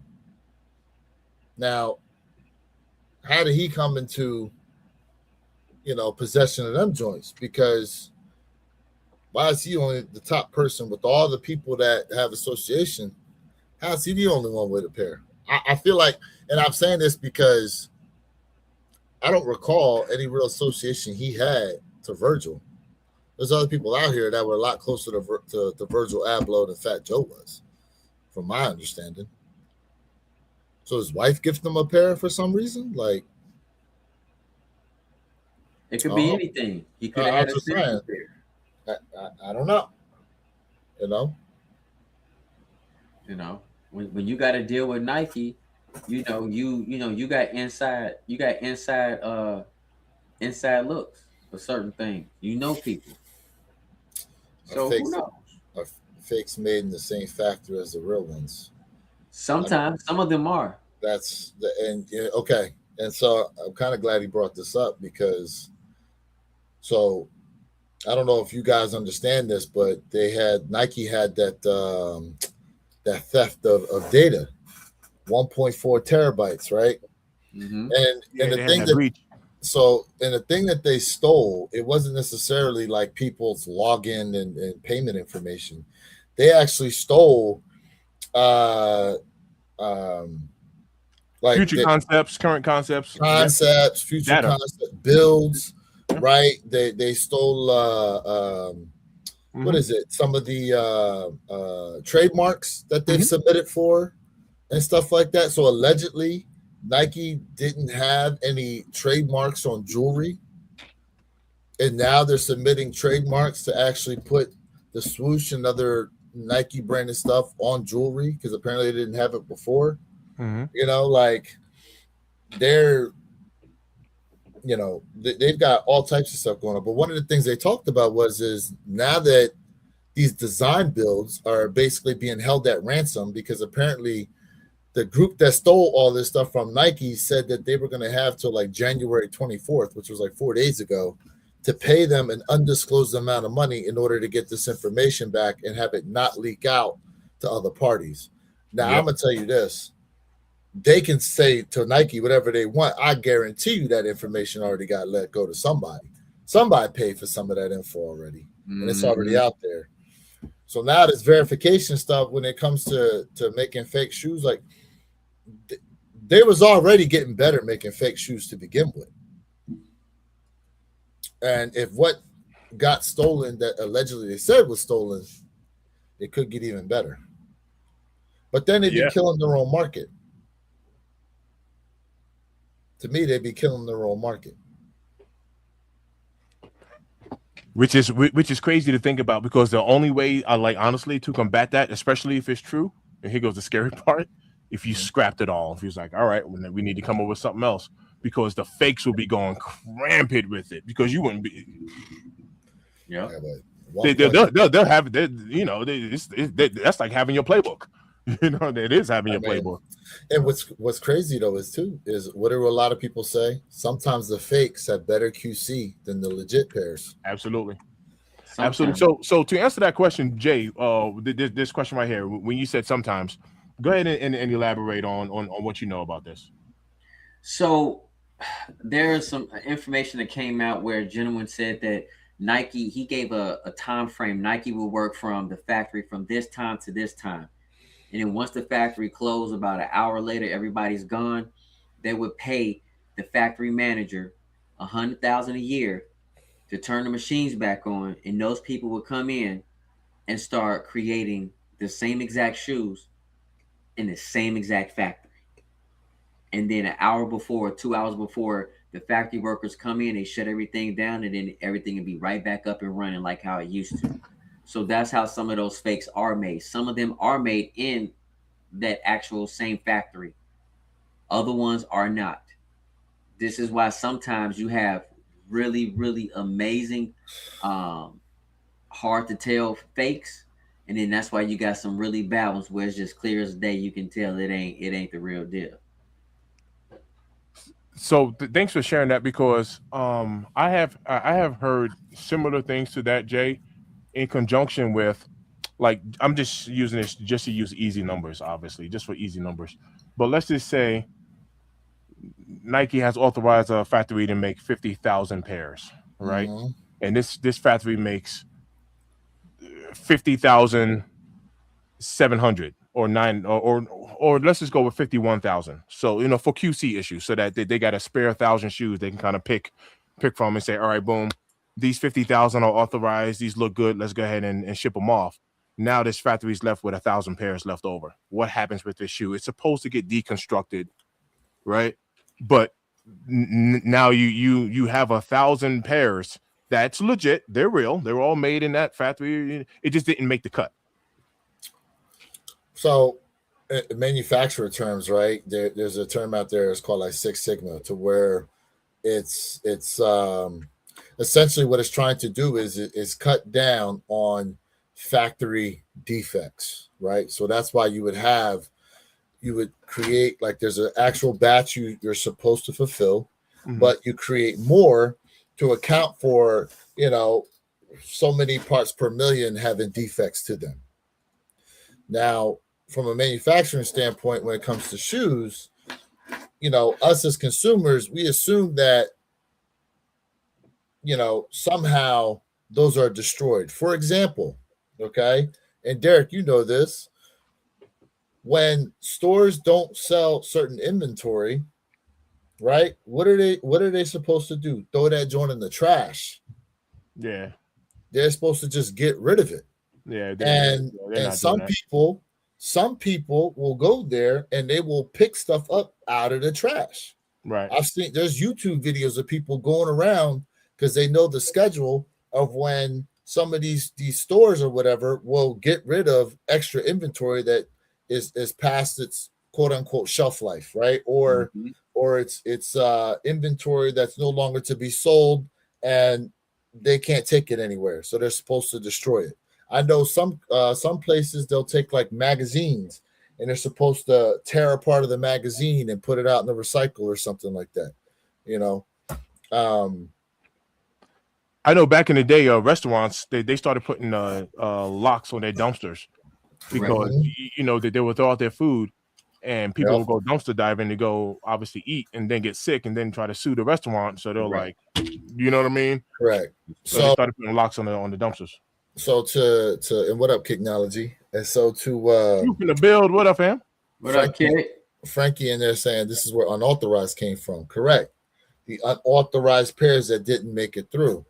Now, let's use like the undefeated force, for example, right? And the QC was all over the place depending on where the pairs came from. So in a situation like that, right, most people would think those pairs should have never actually made it through into consumers' hands, but they did, and they had a bunch of problems with them. Same thing with the white cement 3s that had the differences in the elephant print being off. You know, some of it was thick elephant print, some of it was thin, some of it was damn near non-existent, right? Or you got some shoes to where the tags are upside down and nonsense like that. Or remember the one pair had the Nike Air on the back of one and the Jumpman on the other, right? But they came together in the box. Technically, those pairs should never make it through the consumer's hands. But had nobody seen anybody post that, right, that they bought it that way, what we think? They're like, nah, there's no way. There's no way them joints are legit. Hey, BMW says, would you rather do a conversation with Tinker Hatfield or a tour of Fat Joe's collection? And honestly, I'd rather have a conversation with Tinker Hatfield. That's the easy one for me. I would like. Has Joe put a video out about his collection yet? Like has he dropped a collection video? He has shown some stuff over the years, but like I haven't seen nothing new. So here, the thing with Fat Joe is, I think he was. Remember when they did MTV Cribs? Yeah. So he was actually the first, from my understanding, he was like one of the first rappers out here to actually on MTV Cribs like showcase a bunch of the sneakers and stuff that he had. So he's been collecting sneakers like way before. Correct. It ever got to this level. You know what I mean? So, do you know the sad part is though? Like MTV Cribs and Pimp My Ride, all them shows are like frauds though. Like Exhibit even talks about it. Like, oh yeah, Exhibit said all of them shows, man. People will be in like Airbnbs or rentals of their friends' houses talking about, yo, welcome to the crib or whatever. Yep. What's behind this door? Oh, this is the kitchen. Yeah, because they didn't know the kitchen was. It's not even the crib, bro. Like the realest one was Redman. Redman. Redman. That boy had no furniture. You can't get more real than Redman, bro. That Joe was straight up North Jersey. He was just like, yo, this is what it is. Yo, hard facts. Hey, Jay, how much more? Because I know it's getting late for you guys. How much more is it to this joint? I mean, it's like we got like 12 more minutes. All right, I mean? You want to let it rock? Yeah, let's let it rock. All right, cool. Hey, chat, everybody in the chat right now, man. Listen, we appreciate y'all. We definitely reading everybody's comments. Y'all speaking some facts, man. For real. Real quick before we get back to the video, King Midas at 944. He talks about Nike bringing shoes back. So the only way Nike can truly win this fight right against counterfeits is by bringing back to the U.S. production. As long as production remains in China, the problem will persist. Well, listen, unless you're ready to start paying $250 for your regular Jordan 1s and like, you know, $325 for some regular Jordan 4s, like, get ready, bro. Because I'm telling you right now, this is why they're trying to produce so many pairs out here to quote unquote fight the fakes, but they got these Jordan 4 breads on the way, and they're talking about lowering the stock numbers. And I mean, that could be like lowering by a total of 1%, 2%, right? Than they produced before. But that's what made people go to the fakes, because they couldn't get their hands on the reals. So I'm with King, and I said this before, man. I'm not saying we have to have everything made in the U.S., which, I mean, it would be amazing. But New Balance, they will tell you what kicks are made in the U.S. There's no reason why Nike can't do it and keep the price the same. There's no reason for it. No reason. I don't think that'll kill the fakes, though. Like, I'll be honest with you. Who do you think counterfeit U.S. money? Facts. Would not stop the fakes, but just in terms of like, I'm speaking more along the fact, not even just counterfeits, but I'm just saying even just like creating jobs and things here. Like, there's no reason why Nike can't do it, bro. I agree with that. As for for the job creation, yes, but to Lewis's point, I mean, like, a very good friend of mine works for Comcast, and I do want to get back to the video, but I just want to say this real quick. Very good friend of mine works for Comcast, and Comcast are laying off a bunch of people here in the U.S. to make a long story short, over in India, they're hiring four people over in India for every one salary that they're eliminating. 4 for 1, fam. That's what they're doing. That's what's happening. Sad reality. So the moment Nike brings their factory here, that's cool. The Jordan 1's gonna be $250, $280 for Jordan 1. And I mean, if we're willing to pay for that in order to support the market here, then so be it. You know what I mean? But you know what I mean? That everyone's gonna get to crying. Oh, that's too much for a Jordan 1. I remember when they used to be $150. Yeah, well, you want it in an American factory, it's here. Hey, Social Joins, shout out to you, bro. Popping up from the UK and 949. Mr. Think. He said you just popped up on we just popped up on his timeline. He's in the UK, got slightly different tastes in shoes to you guys in the States. This is cool though. We appreciate you being tapped in. Oh yeah. For sure. Thanks for tapping in. Mm-hmm. Yeah. But you're more than welcome here, bro. All day. 100%. Appreciate you, Brody. 100%. And so it's crazy to answer this question because yes, to your point, why they call fakes, and I think a good way to Frankie said it right here. Then they're technically like unauthorized, so they're real kicks that wasn't authorized, so hence why they kind of get the fake tag. But in all reality, if it's made at the same factory, the same materials, by the same people and the same molds, it's a real shoe. It's just an unauthorized one. So remember, he said by the same people. Yeah. That's the key word. Made by the same people, not the factory shut down for 2 hours and then everybody from Nike goes now. It's the same materials, same machine, but it's not done by the same people. That's the difference between UAs, fakes, good, bads, whatever the difference may be. Absolutely. So that's just how we look at it, chat. We'll get back to this Fat Joe real quick. Yeah. Let's knock it out. Promise you. Did you retire from licking the bottom of sneakers? Only if DJ Khaled come out with another sneaker, I lick the bottom of it. So there's no other way. Nah, him and Reggie. Shout out to Reggie. I wouldn't have a sneaker collection without Reggie.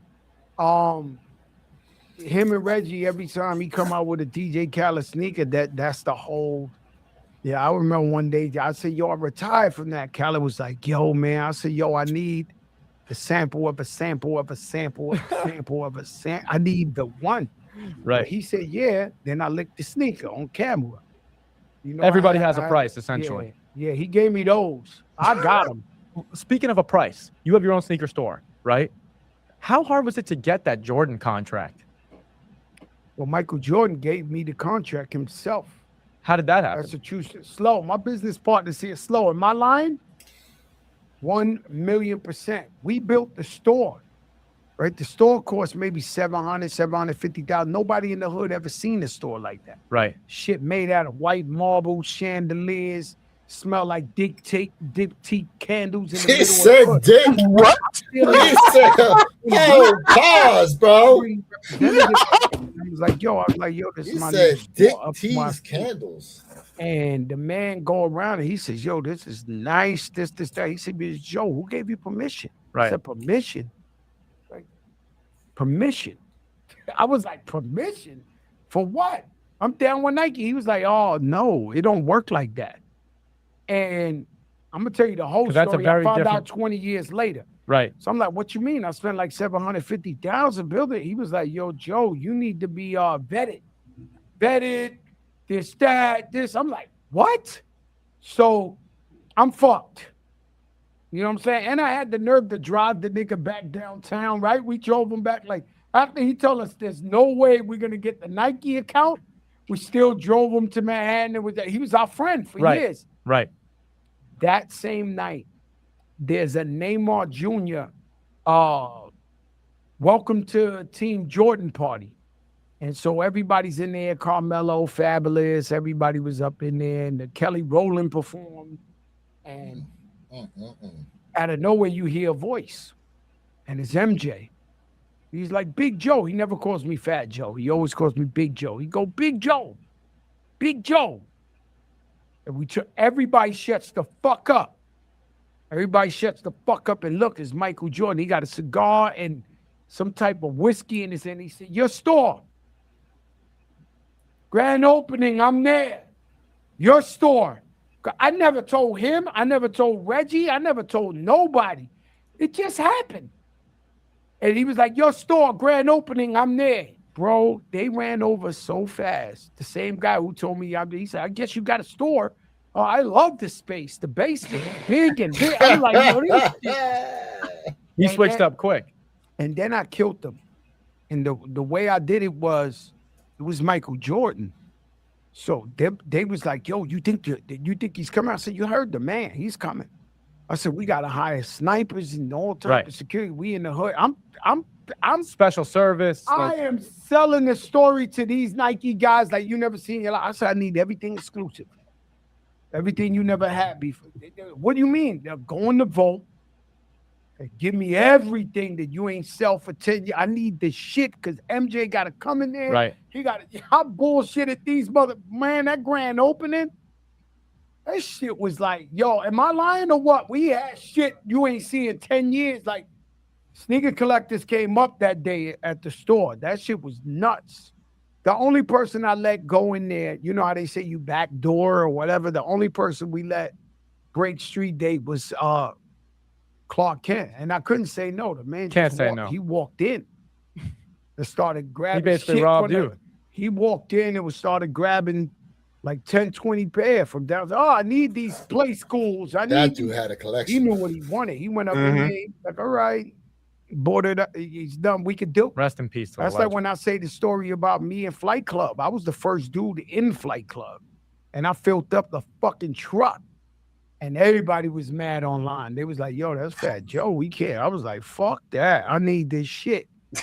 I gotta have it. You gotta understand, when I want something, I gotta have it. Fair enough.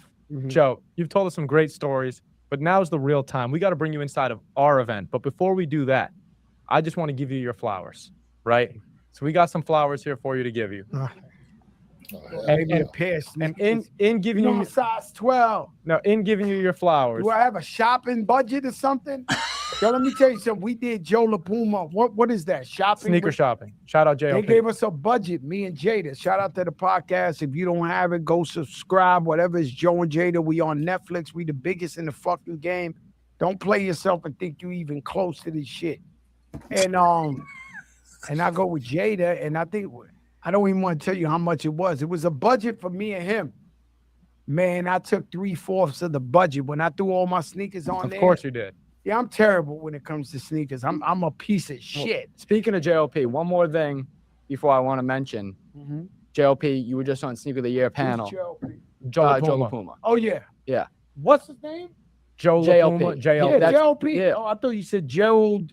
We know Gerald Peters. That's our guy from Staten Island. Oh, okay. He owned the Rolex store. I thought you said. Okay. Speaking of Gerald P. No, JLP. No, all right, JLP. Speaking of that, one of the most viral things that came out of Sneaker of the Year is your thoughts and feelings on this sneaker.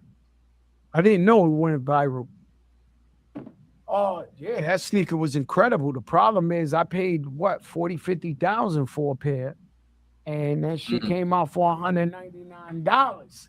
They fucking killed me. I got smacked. You know, you take the good with the bad. Karma's karma. But you said you're rich. I mean, you'd be all right. I'm not saying I'm rich. Could we scrap that part? No, that's too fucking much. Well, but with them, I was a little upset, but I'm glad the fans got the opportunity to get that. You know what I'm saying? That's why the Terror Squad sneakers sold out so fast. It's like people wanted that shit for 20 years. Now you got the opportunity to get them for $100, something, whatever.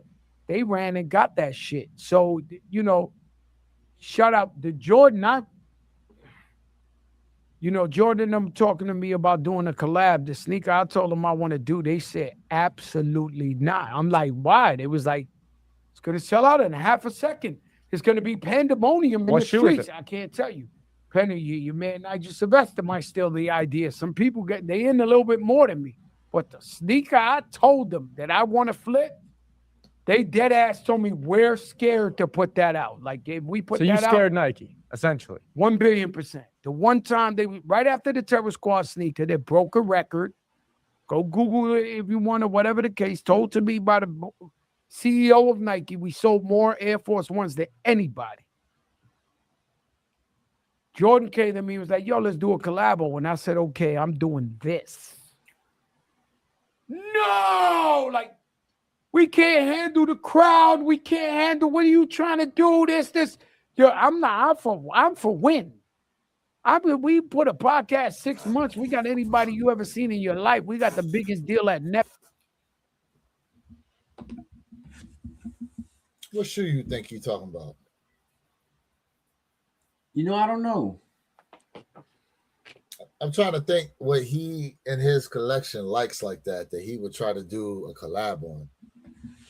It can't be a 4 because they do collabs on 4s all day. It's got to be something else. Yeah, but he said after that Air Force One drop, so that might have when did that Air Force One drop? 2 years ago? King Midas thinks it's an 11, even though now they're making 2 collab Jordan 11s. And that's the first collab, right? Yeah, first ever Jordan 11 collab. 11 collab. A waste of a collab. Just as Air Jordan 11 collab. Talking about an 11. Or y'all just 11 fans. Y'all huge 11 fans. Well, I mean, that's the speculation. I mean, think about it, though.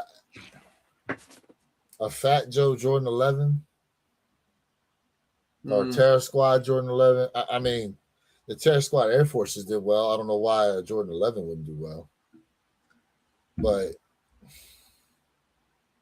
I don't know. That'd be interesting. What silhouette he used to do a collab with, and they saying, nah, we couldn't handle it. I don't know. But what I will tell you, it's got to be something that they never collabed with before. Would you agree? I mean, it's not a bad train of thought, but I mean, I don't know. I couldn't tell you. Yeah, same. I couldn't tell you. King said my favorite Jordan is 18. Woo! I'm not mad at you, bro. Like a lot of the chat keeps saying it's a Jordan 11. It probably is a Jordan 11, to be honest with you. It probably is, and he's not allowed to say. So he says. I mean, what up, Herbs? Speaking of which, that collab Jordan 11s they got coming out, them things are trash. Trash. Absolute trash. A waste. They look like they took the Columbia 11s and the Gambas and just removed some of the coloring off of them and said, here you go. Yep. Yeah, they just said, or it could be an Air Jordan tree. They've done 3s. They got like the Khaled. Okay, how you gonna let DJ Khaled do a 3 and you ain't gonna let Fat Joe? Because they got them 3s with the "We the Best" on the back. So I don't think it's a 3. Well, they let what's his name? What's that other Latin dude? He got the 4s coming out this year. Balvin. Yeah, they letting J Balvin do 1, 2, 3s and now a 4. So it's got to be a silhouette that they haven't used before. Maybe you guys are right about the 11s. Might be a 13. And Balvin got 2 3s. They gave him 2 3s.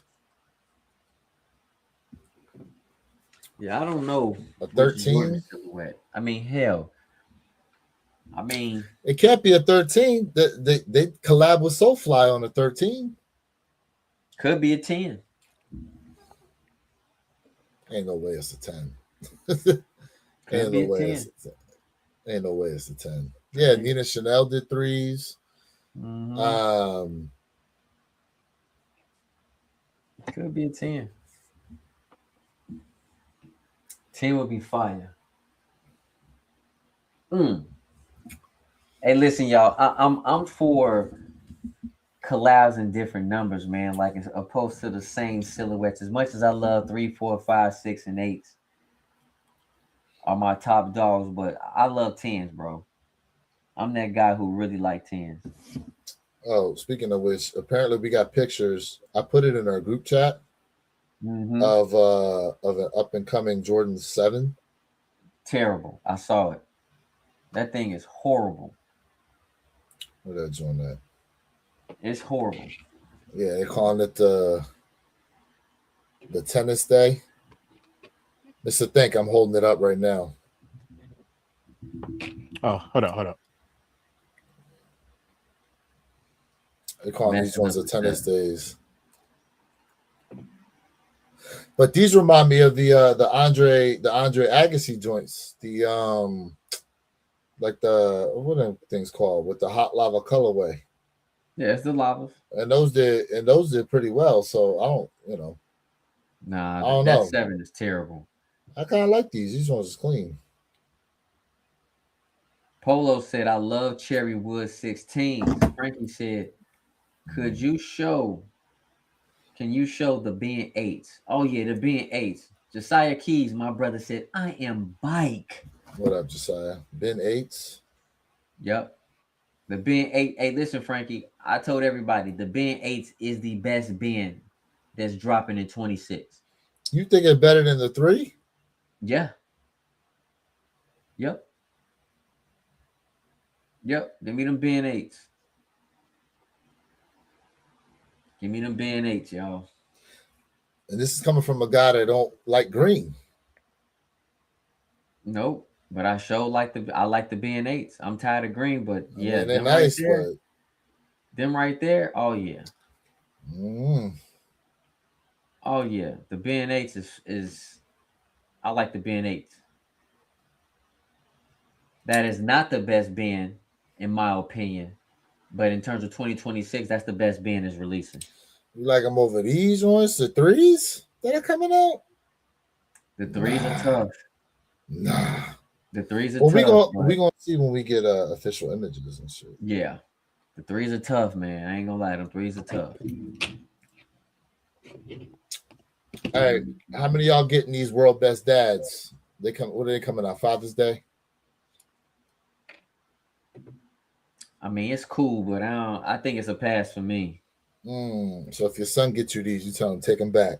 Nah. Nah.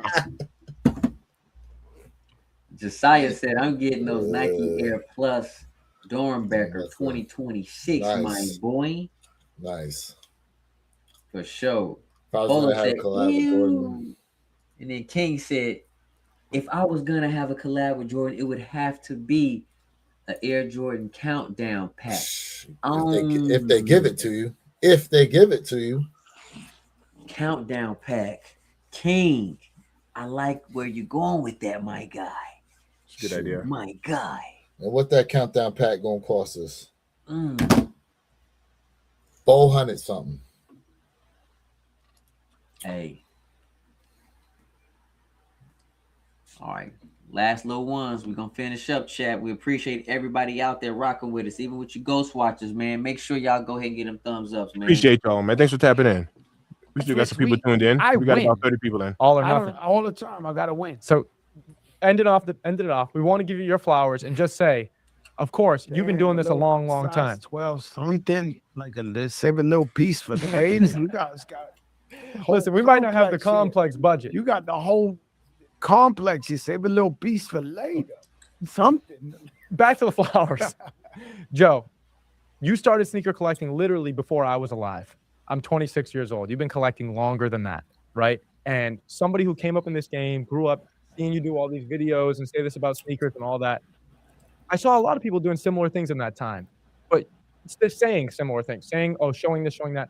But it's really, in my opinion, I think you're one of the only people that has stayed relevant and grown relevance over time. And that's because you haven't been afraid to step out of your comfort zone, do more stuff, do the podcast like you're saying. Now you got the Netflix thing. You know, it's not just music, it's sneakers, it's this, it's that. The energy that you bring. All those reasons are things that we admire. And when we're coming up and now we're the new guys on the block, That's right. We take inspiration after you, because this whole sneaker thing, Joe, Yeah. it's not about the sneakers. It's about the stories and the energy and everything behind it. And you bring that better than pretty much anybody else. We desire to bring that in this sneaker world. You And know we're how hopeful many that we could be the sneakers next I extension. wore that were old that just broke on stage? Or you know, I I can got imagine. sneakers. I'm like, you gotta look for this footage. What's that movie, Huggy Bear? Huggy. Huggy. What's the shit back in the day? The guy come out of jail. He was an old pimp, and I'm gonna get you, sucker. Go look for that thing. The man was the flyest man on the earth. He went to jail. He did like 30 years. When he come out, they playing fucking Public Enemy. He walk down the street, shit look like and he walking with some shoes that they were fish tank pumps. So it was like made out of fiberglass, and he's walking and it's fish in there, like goldfish and shit. And they are laughing. He went from being the flyest guy in the universe to like the whole hood was laughing at him. Yo, he start walking in them shits like, yo, hey, you know, I've had those moments with sneakers that just bust on my feet like, oh, yo. Hey, yo. But you see what he did? Just he dead. said, It's got nothing to do with it. I can't wear them. I can't. I believe he get it. a squirt The sound. point I Too. was getting to is just that the energy that you've brought, we desire to be the next generation to bring that energy and bring that rejuvenance to the sneaker world. I think I that don't want no shoes busting on my feet. we want to be We that. We're talking inspired by you. sneakers, right? Have you ever seen Pandemonia like you got out there right now? We With haven't Fat gone Joe out there coming yet, through? have we? How's it looking out there? It's packed. Ram packed. Where sneaker collectors want to get a glimpse of the cheekbone. They know the guard is here. These people lie to you. They're never going to tell you the truth. You know who tells you the truth? Joe Crack. People. People power is the most powerful power in the world that people have spoken. Fat Joe's coming to a sneaker convention. Shit is sold out. Well, we might have to do it again. We're excited to have you. Of course we got to do it again. We might have to go on and tour. maybe you save me a little piece for later. We might have to. Until the next one, like, comment, subscribe. Let's go. We'll try to get some free kicks. Let's do it. Love. Wouldn't you? Fuck. I mean, listen, bro. You already got paid to do the podcast. This is where we said earlier how people with money, people with clout, always trying to get free stuff. Hey. Crazy. Let me tell you something. You know what they say? You know how rich people stay rich? By not spending their money. Yeah. Josiah Key said anyone silhouettes I see with Marcus Jordan is only going on foot to cut grass. Pippen's wife.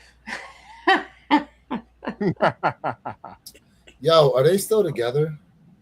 No, they've been broke up. Oh, okay. It's been She had her 15 minutes of fame.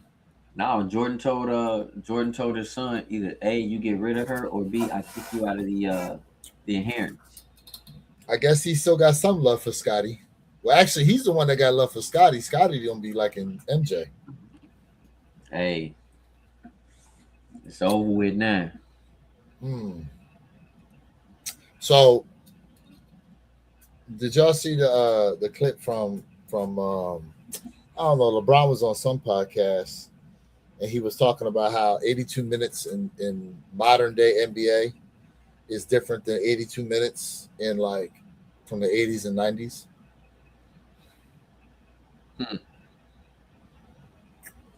Which, of course, the media wants to make it to where he's coming at MJ again. But he actually had a good point because if y'all remember last year, there were how many guys that blew out their Achilles? And the shoes, the technology of the shoes is supposed to be way better than them, you know, Chuck Taylors that they was playing in back then. So he actually had a point. Like the game is faster.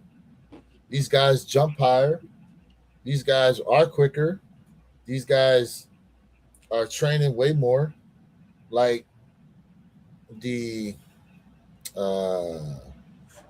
abuse, I guess you could say, pause, on the body from a game, night in, night out, like it takes a toll on a lot of them.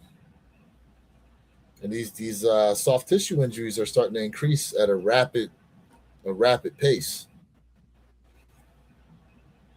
Hey King, I Yeah, didn't. I before he's haven't back heard and the guy about played they got more. 2 weeks to live. Mm-mm. Ray J only has a few weeks to live. It was on TMZ. Yeah, I haven't I didn't Hmm. click on the article, but I did see something come across my timeline saying that he's been having some sort of medical issues. But I didn't know So it was to that severity, to be honest. I he haven't said heard. Ray J claims doctors told him he has months to live. My health is not okay. So I'm looking at an article right now from People Magazine. It says here Ray J shared an update on his health in an Instagram video after he was hospitalized for pneumonia and heart pain. My health is not okay, the singer shared while thanking fans for their concern and prayers. In an earlier video, Ray J said doctors told him he likely wouldn't live to 2027. The singer was recently hospitalized for pneumonia and experiencing heart pain earlier this month. Let's see here if it says anything else. Mm, I haven't heard about it. That's crazy. Yeah, he's saying Ray J said 2027 is definitely a wrap for me, adding that doctors told him he will not live long. He said his heart had turned black due to abusing alcohol and drugs, admitting to feeling invincible. The singer was admitted to a hospital in Las Vegas on January 7th. TMZ reported due to severe pneumonia and heart pain. A source close to Ray J told the outlet the singer underwent x-rays and had a echocardiogram, but did not reveal any results. Mm. What up, Busy Banks? Yo, Well, I mean, a lot of them do abuse a lot of alcohol and drugs and stuff like that, you know. Mm-hmm. I know this stuff makes you feel good because it does, but it's straight poison. That's what it is. It It's is. poison. You Matter call of it what fact, it is. It's good. It's poison.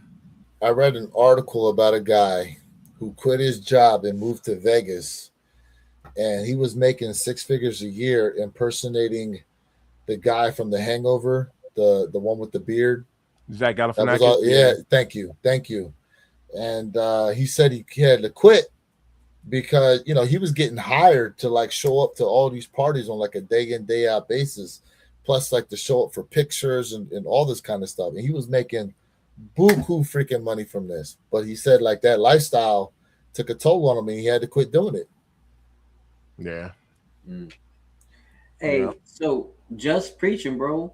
He talk about how NBA players back in the day, played more games. They didn't have any time for. They didn't have no time off. They are soft, bro, and you want the rest of the time off. Listen, I'm gonna tell you the difference too. Someone also in the comment section said players back then really wasn't wearing low top sneakers, and that was Frankie. And you know what? You guys are right. But at the same time, we talk about how great technology is now, the recovery period. But these guys are soft. Oh, this particular shoe makes the top of my foot hurt. This shoe makes my third toe hurt a little bit. Just soft. The NBA games now are soft. It might be faster. It's because they ain't playing no damn defense. They ain't got no type of real mental fortitude and body fortitude, right? Someone who flops says, "Oh, I'm hurt," and now they out for the next 2 games. So these new generation guys who are like athletically gifted are soft. Their conditioning is not as good as we think it is. And when you talk about bodybuilders, I would prefer to be a 70s bodybuilder any day over today's bodybuilders, even though how huge these guys are with their muscles. The mass monsters. Nah, Right. I mean, they the amount of drugs that these guys are using now to get to the sizes that they're at is just it's ridiculous, bro. It's ridiculous. The mass monsters as they call them. Yeah. You know? 70s bodybuilders, bro. Listen, different I'm telling nutrition, stronger, everything. way better, healthy. They weren't stronger. They were not stronger. I'll tell you that. I disagree. But Because that training regimen that what's his name? The dude that's all beat up now, black dude with the bald head. You talking about Ronnie Coleman? Yeah, bro. He was something different. Not all those other Ronnie, guys. but these guys, the way they train, bro. Him, Jay Cutler, there's a couple other ones out there, bro. Like these guys, the training regimens they were on and the way that they lifted weights, it was. But see, size doesn't mean you're stronger. Bodybuilders are not the strongest guys. They look the strongest, but they really not. It's how you the mind muscle connection and how you go ahead and you lift those weights. These guys are strong. Don't get me wrong, but you talking about real power strength, 70s by far overall. But yes, the Ronnie Coleman was a DNA freakazoid. He was something totally different out the wazoo. Facts. Okay, I'll tell you. If you guys go back and look, if you guys know who CJ Fletcher is, right? CT Fletcher. Right? Yep. If you go back and look at CT Fletcher, he'll tell you about the old LA head gangster for the Crips. I can't think of his name right now, but he was way bigger than Arnold Schwarzenegger, bro. He made Arnold look a little small. And this dude was like, I mean, just a hood dude. Well, two things you got to remember about Arnold though was that he had to, like, granted he won a lot, but I remember specifically they asked him to drop size in order for him to play that Conan movie, and once that started, that changed everything about him because he was too big. I think he was when he competed, he was around. I think it was like 265, 270. And the guy that wanted to play him in Conan told him he needed to get down to 225 within like 4 months or something like that. So once he dropped all that weight, bro, like that changed a lot for him. Oh, this is before even Conan. Like, go look back and and that's his name, Busy. Thank you, Tukey. Yep, and it's all genetics. Listen, you talking about bigger than Arnold, bro. That's why I said 70s guys, they have functional strength. Ohio facts. It's the functional strength, not the size. It's true. Them guys were built different, bro. Pause on that, but it's drugs, right? But to your point, like not everybody reacts the same way to performance enhancing drugs, right? Facts. Not everybody does. Some people's bodies take to it better than others. Facts. You know, but the doping game now for a lot of these guys out here, like it's not just one thing. They got to take multiple things to like control like the acne and stuff like that. There's something they got to take for that on a daily basis to control the acne bills and all the other kind of stuff. And then the eating is the worst part of it. Yep. Mr. Think? We got to take care of our bodies, man. Yep. I mean, we got to take care of our bodies. Yep. And Mr. Think is way stronger than me. Like, that's part of just genetics, bro. I mean, it's our makeup. You know what I'm saying? Mr. Think out here curling 50 pounds, y'all. He's curling 50s, bro. Cut it out, Jay. What? Come on, Jay. Okay, 55. He's curling 55. My bad. No disrespect to you. Lou can curl. Lou, you can curl 50 pounds, right? 55. Yeah. See? Jay ain't curling 55, bro. Jay ain't but you're also a distance runner though. You run like every day, don't you? Right. Not every day, but I run often. Like how many days a week do you run? Well, now I'm only down to one, but I used to run about 5 days a week.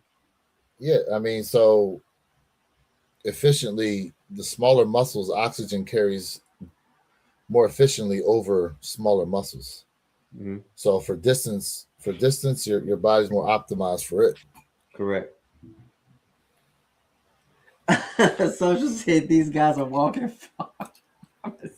Perp said I can curl some fresh donuts, some Krispy Kremes. Oh, what up, Perp? What up? But look, listen, but see, look, I be trying to tell people I lift weights. I don't be out here lifting these women though. I don't be out here messing with these big joints like that. Bro. I can't do it. Come on! Don't discriminate against the white man. You got the muscle mass to pick them up, turn them around, and put their feet on solid ground. If they joint look like the infinity car symbol, it's not happening, bro. Yo. Nah. Oh snap! Come on, man. I thought you liked those juicy deals. Ooh. Let me tell you something. Perp in the bill. What up, fam? He said I can curl them fresh donuts. Yes, sir. Shoot. Mr. Think I see you getting those push-ups. Yeah, he is. He be getting them push-ups in. He killing it. Today I did tricep, biceps, and abs today. When you gonna start doing them prison style where you clapping in front and back? Again? Whoa, clapping what? the double.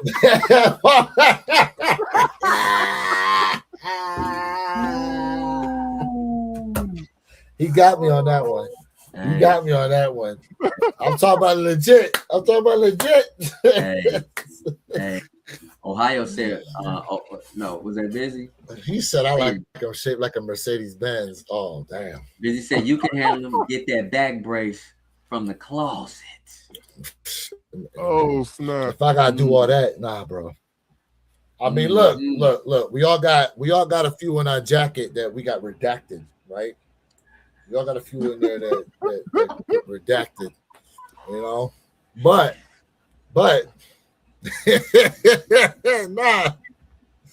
nah. Facts, Ohio. I'll be honest with you, Ohio. For me personally, man, I still do prefer calisthenics over weightlifting. But even though I've gotten away from doing mostly calisthenics, I love calisthenics, bro. Hey. I love calisthenics. Hey, Ohio, 225 on the bar is a lot different than when they walking around.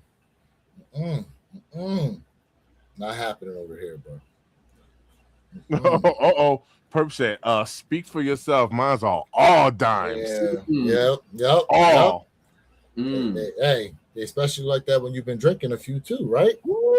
Your drink turned them into a dime. Woo. Hey, listen. He said there was a 6 at best. You get a few in you. Next thing you know, that she be getting that 2-point boost, and that 4 look like a 6. 6 like an 8. He said, I don't know why, but when she got out the car, my suspension changed. Yeah. That's like, you ever see that movie Shallow Hal? Yeah. Yep. Homegirl was big as a bus. And he kept blaming everything else. What's up with these cheap chairs? You gotta ask Purple, hey, was that dime a cost saving or was it a tip? Now look, Perp, you can't put 2 5s together and call it a dime, bro. Hey, look, he said it right. He said, I guess that drink made 10 pennies equal to hey, a dime is a dime. He ain't lying. Nah. 10 pennies. Hey. Nah, see, now he trying to go to the quantity route. He said leaning to one side. Word. Yeah. Hey, listen. So I started this push-up challenge, and I normally do it at the beginning of the year. Truth be told, I always do my push-ups. I just don't turn the camera on and record them. But on Facebook, I do a push-up challenge, which is cool because like every year somebody normally just joins the challenge and they start sending me their videos. I said my first video I put on Facebook. I kind of gave like a little speech, and then from there I just pretty much just do my push-ups. Right? I don't need to talk all the time, but my goal, like honestly, I'm 45 years old, and like my goal is like I'm just trying to live. Like I mean that's it. Like I don't need 6-pack abs, and I'm not trying to look like a one of these bodybuilders. No hate to them, no hate to anyone. You know what I mean? But that's not. I'm just trying to stay alive, like heart health and just general health. Like I'm just trying to live as long as possible. I have kids, right? I want to see grandkids. God willing, maybe I get to see great grandkids, but I'm just trying to stay alive at this point. That's my goal. I'm trying to be as healthy as possible. That don't mean that You know, you can't have some birthday cake or some ice cream or Skittles, whatever. But I'm talking about like generally speaking, like I'm just trying to stay alive as long as possible. You know, I'm gonna knock out That's some it. push after this show, man. I'm gonna knock out some push-ups myself. Ohio. That's what I'm talking about. See, that's why I'm lifting weights. He talking about. I know exactly what he talking about. He talking about give that old nigga squat. he jumping with that joint. I know exactly what he talking about. Yeah. See. See. What was his name? Bang Ray. Was that? Bing Rames. Bing Rames, yeah. Bing Rames. Hey, Oh man. hey, that dude was in shape, bro. Like, hey, that brother was in shape. That brother was in shape, man. Yo, hey, yo, Lou and Jay. I don't know if y'all. I've been seeing a lot of videos about this thing called a slingshot. Have you heard of this thing? Is this working out? Yeah. They say people been using it on the bench. Yeah. Put on your bicep and yes, it goes. It wraps around the arms and goes across your chest. I've seen it in person. Yes, it's almost like a bra, I guess, if you look at it that way. But they say it's supposed to help with shoulders and elbows and. But you talking about when you benching like 350 and above, bro? I mean, because like here, all right. So physiologically speaking, the muscles. This is the problem with like using performance enhancers, is because the muscles and tendons are supposed to work in unison, right, as you get stronger. The thing about performance enhancers is it's not so much that it makes you stronger. What it does is it helps you recover faster. So whatever workout you did today, let's think about the hardest workout you've ever had in your life, right? You started cycling on some performance enhancers. It takes about 2-3 days before you start noticing some results from them joints. Well, what happens is whatever that workout is you thought you had that was the hardest in your life, imagine you had the ability to come back the very next day and work out just as hard, if not harder, and you continue to do that. The repair factor of your muscles is like damn near superhuman. But the tendons, because the blood flow is less to it, they don't repair or move as fast. And that's why a lot of guys suffer injuries from going up too high, too fast, and a lot of the weight. So a thing like the slingshot, right, that's actually going to help support a lot of that, especially when you're trying to push a lot of heavy weight that maybe parts of your body are not necessarily ready for, or if you've suffered some type of injuries or something like that. Yeah. Because I've seen guys like they tear a pec. I don't know if you've ever seen the video of that. Mm-hmm. Where dudes go on the bench, and all of a sudden you just see the muscle just shoot over to the side, bro. Yeah. I tore my bicep tendon. Bro, all that blood just goes. Yeah. Yeah. So yeah, like things like that, like they help, but you really don't want to start to implement that until you start trying to have a day to where maybe you're trying to just hit a PR and you're trying to essentially put your body just under a stress it's not used to have it kick in to gain, start to repair stuff and gain that extra strength. But yeah, I've been looking at it, Lou, and not even for a PR or like I don't even lift heavy here. Like I tore my bicep tendon back in 2020. Got it repaired, and I'm not. Well, once again, I'm not even working out to hit personal records or lift heavy weight. I'm talking more on safety to get a slingshot to keep things nice and tight for form, and you see what I'm saying, like for safety purposes, not even for heavy lifting. I'm over the heavy lifting part, to be honest. Yeah. People, I tell people too, man, like when you lift correctly, you'll definitely go down in weight, but you will feel the workout a lot better too. I mean, because listen, we all can push more weight, but that don't mean you're doing it correctly. Correct. This is part of the reason why people get a lot of shoulder injuries from benching, and sometimes off the incline, because when people bench, they bench with their elbows flared out, where you're supposed to go ahead and go engage in the lats and then push up here, because technically that's why they say, some people say, when I do chest and tries and then back and buys, because you're using your triceps to push. But I mean, hey, it's But all even about then, being safe. you talking about the incline. Some people aren't properly set up on the incline either Correct. to do it, you know. Correct. So Chad, listen, man, your boy work out all the time. I work out faithfully. my man It's said I just not popped a in my quad DNA. Oh, while It's doing just not in my lunges. DNA. My grandfather warm up was 365. That ain't me. That ain't my makeup. So it's funny we're talking about this because I was watching a like a mini documentary. I don't know if you guys remember Chris Johnson. He was playing running back for the Tennessee Titans. Mm-hmm. He had the 2,000 yards. So apparently in his final one of the years he was playing, he had a torn meniscus the entire time he played in a particular season. You know, which is something you probably should have surgically repaired. But I've heard of stories where guys have like torn their ACL. What up, you average sneaker guy? what up, fam? But they say so. Talking about the quad muscle helps actually to stabilize the knee. You know, like, but man, to tear your meniscus and you still out there like that, strong dudes. Yep. Don't Strong forget about dudes, that man. hamstring is important. That hamstring works up to your glute, which the tighter your hammies are, the faster you can actually run when you got stronger hams. Mm-hmm. Those hammies. I always wondered though, why? So technically, like the hamstring's a support muscle, right?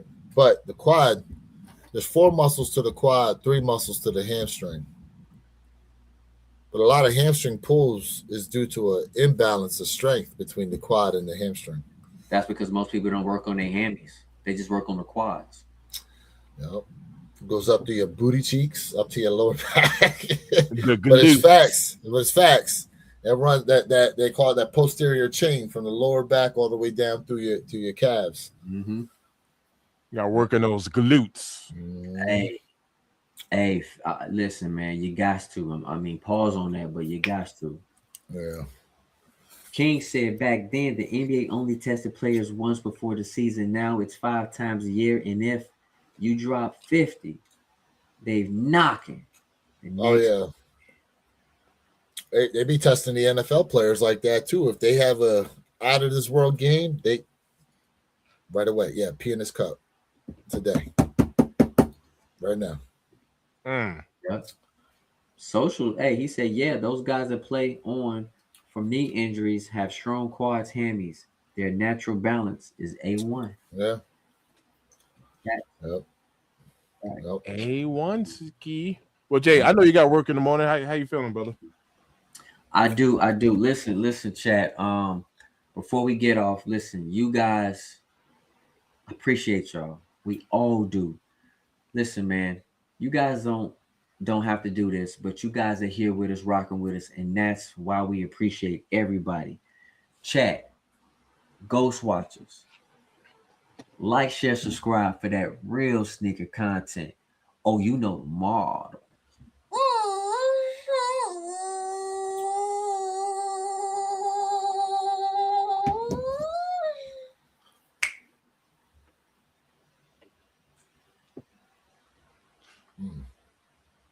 I love it. That lip work was crazy. Pause. That joint came from his throat. The back thereof. His Adam's apple was That throat was a snap. Oh my God. That was that snapback right there. Go with the snap. Well, yo, make sure you'll check us out at One Pair at a Time. That'll be on Saturday mornings. That is 9 a.m. Eastern, 7 o'clock Mountain Time, which is my time. Make sure you check us out One Pair at a Time. We got my guy Purple Haze, as you can see right there in the comment section. That's the 4 of us. We are the 4 horsemen. If that was us in real life, that is us. We are the 4 horsemen. Mr. Thick, did you get EA to these olives? Bro, I haven't gotten EA this year, bro. So I got EA to the olives, but they only gave me the kid sizes. I haven't gotten EA this year, bro. They only gave me the kiddie sizes. This is the first. This is the first in a long time. I only got kid sizes, and the status pre-orders are still open for the next 14 hours in kid sizes. That's great. Interesting. I don't think they're gonna be difficult to get though. Yeah, I don't think so neither. Nope, I haven't gotten EA this year. That might be a sign for something. My JD could have gotten clipped. Could have gotten clipped. Shoot balance, man. I don't know. I could be clipped. I don't know. Yep. Shoot. So Jay, you thought about them phone posits yet? Oh, you talking about the Stranger Things? Mm-hmm. See, you weren't around. I try to offer Jay some type of because you know I got the golden ticket right for Better Generation. Yeah. Okay, and they informed me that they are part of what they're gonna have between now and the end of February are them Stranger Thing phone posits. Right? I said, Jay, can you fit in 11.5? Because I remember they told me it had to be. Oh, it got to be the same size. I said, Jay, can you fit in 11.5? Have you tried yet, Jay? I have not tried yet. I haven't. My man over here snoozing, bro. Snoozing. It's the thing. I was trying to offer some type of trade of some kind. Something. I said no trade. But then Jay was being mean to me. So I said, you know what? All right. He said he's gonna raffle them off. I said, okay. I thought about it. Thought about that. Well, I use them on a trade or something for somewhere else. I don't know. That's fair. I feel like Jay hit me with the Frenchman. He took his glove off and said, "Oh." Yeah. I challenge you to a duel. He said, oh, here we go. He said, yeah, there we go. See? Hold up. If that joint don't fit, you must have quit. Got with the OJ joint. Oh man. That's my sneaker of the month, man. That's my sneaker of the month, man. Of Stranger Things. They coming home. It's coming home. That's what's up. No matter what? They coming home. He said, no matter what. All right. They coming home. Yeah. Chat, let me know y'all sneaker of February, man. Let me know what's your favorite sneaker of the month of February before we head off. Now, when you going to Japan, though? March. Oh, never mind. You might have a hard time trying to find those damn frag union joints. I'm going to try to get them frag unions. I'm trying to tell you, the black and white pair, I need them. Because I think they there's a pair supposedly releasing this month, not unless they changed it. Okay, no. Not in January. Hold up. Okay, they changed it. Well, on the J23 app, they had it set for January. They switched it finally. So 14th, right? Okay. So now hold on. So the Varsity Red Sport Royal they have for the 6th. The 9th, they have the Royal. And the black, they just show February. They don't have a release date for it. I've been hearing information about the 14th. Like a lot of stuff is dropping on the 14th. I mean, so the reverse infrareds. Correct. The reverse infrareds are dropping. The Laker 4s will be dropping in LA for All-Star. Correct. Right. The day before, the Jordan 40 20s are dropping. I know you wanted them joints. The Levi All-Star 3s are supposed to be dropping as well. I need them. One of them. Let me see here. But so it was some reports that I saw that they were saying that they're supposed to do the unions. They're supposed to do like a special release just for LA. They probably will. You know what I mean? They probably will. But again, like on the J23 app, I guess they mainly listed for what everyone's going to have a chance with versus like just particular certain area stuff. And potential shock drops. We keep hearing about a potential shock drop on these unions, but chat, we don't know if this is true or whatever. This is what I just been hearing. Speaking of shock drop, what is the last shock drop we've gotten? The Air Force One, the fur colorway. I forget what the theme was supposed to be, but that was the one where they sent out like the code. You had to put the code in. That was technically their last quote unquote shock drop that I understand. But I don't know if they're even going to do shock drops anymore. Are they even needed, to be honest with you? Yeah, that's kind of where I was going with it. It looks like they kind of been slowing down with the shock drops. Well, I mean, when you think about it, they was releasing how many pairs, and so since they got released already, it's like come release day, it's like the same energy isn't there anymore. But if no one's got a chance to get them until release day, you know, that's a good point. That's a good point. Because we all thought we was going to get a shock drop of the Gammas, or even Black Cats. I was going to mention Black Cats. They didn't do those, and release day came, and people were out and about trying to get them. So, my man said I got to return the 81 Kobe's. Way too small for me, even my normal size. Interesting. Don't worry, Ohio, man. They sitting everywhere, man. You should. Yeah, they're available. Real easy swap. Oh, who copped some of the restocks on the Dornbeckers? Shoe Palace been restocking a lot. Yeah. Nope. Because they did the Jordan 17. They restocked those. Plus, they've done all the other silhouettes as well. I know Kicknology says Snipes when they did the restock of the 17s, it was only in one size. Oh, was it one size only? One size, but it was Snipes. He was talking about Snipes. Okay. Yeah, not Shoe Palace. Snipes. Wow. They probably backdoor them joints. Yeah. Right out the distribution center. Listen, Stat, I love you, but your boy got to get going. Your boy got early day. Appreciate y'all rocking with us, man. But for real, like, make sure, man, you guys sub up to the One Pair at a Time podcast, man. Every Saturday morning, 9 a.m. Eastern Standard Time. 8 o'clock, man. Central Standard Time. 7 o'clock in the morning, Mountain Time. And 6 a.m. PST. We love y'all, man. Facts. Ohio, yes, bro. I didn't return the Dornbecker Air Force Ones, man. Someone bought them. They were sold like quickly.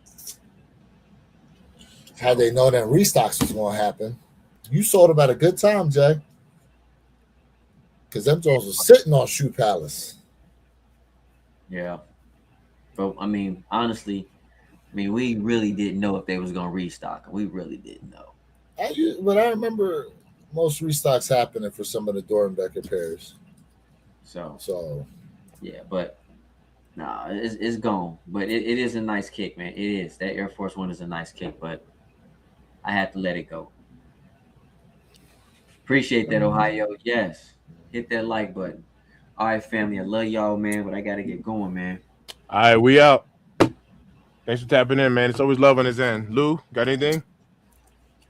Yeah, man. I'm waiting to see what's going to happen really with this this Nike breach, because I bet you there's information in there about like the outcomes of what happened in the court, because remember it's supposed to be sealed documents from that, a bunch of lawsuits and stuff that they had going on with like the shoe surgeon.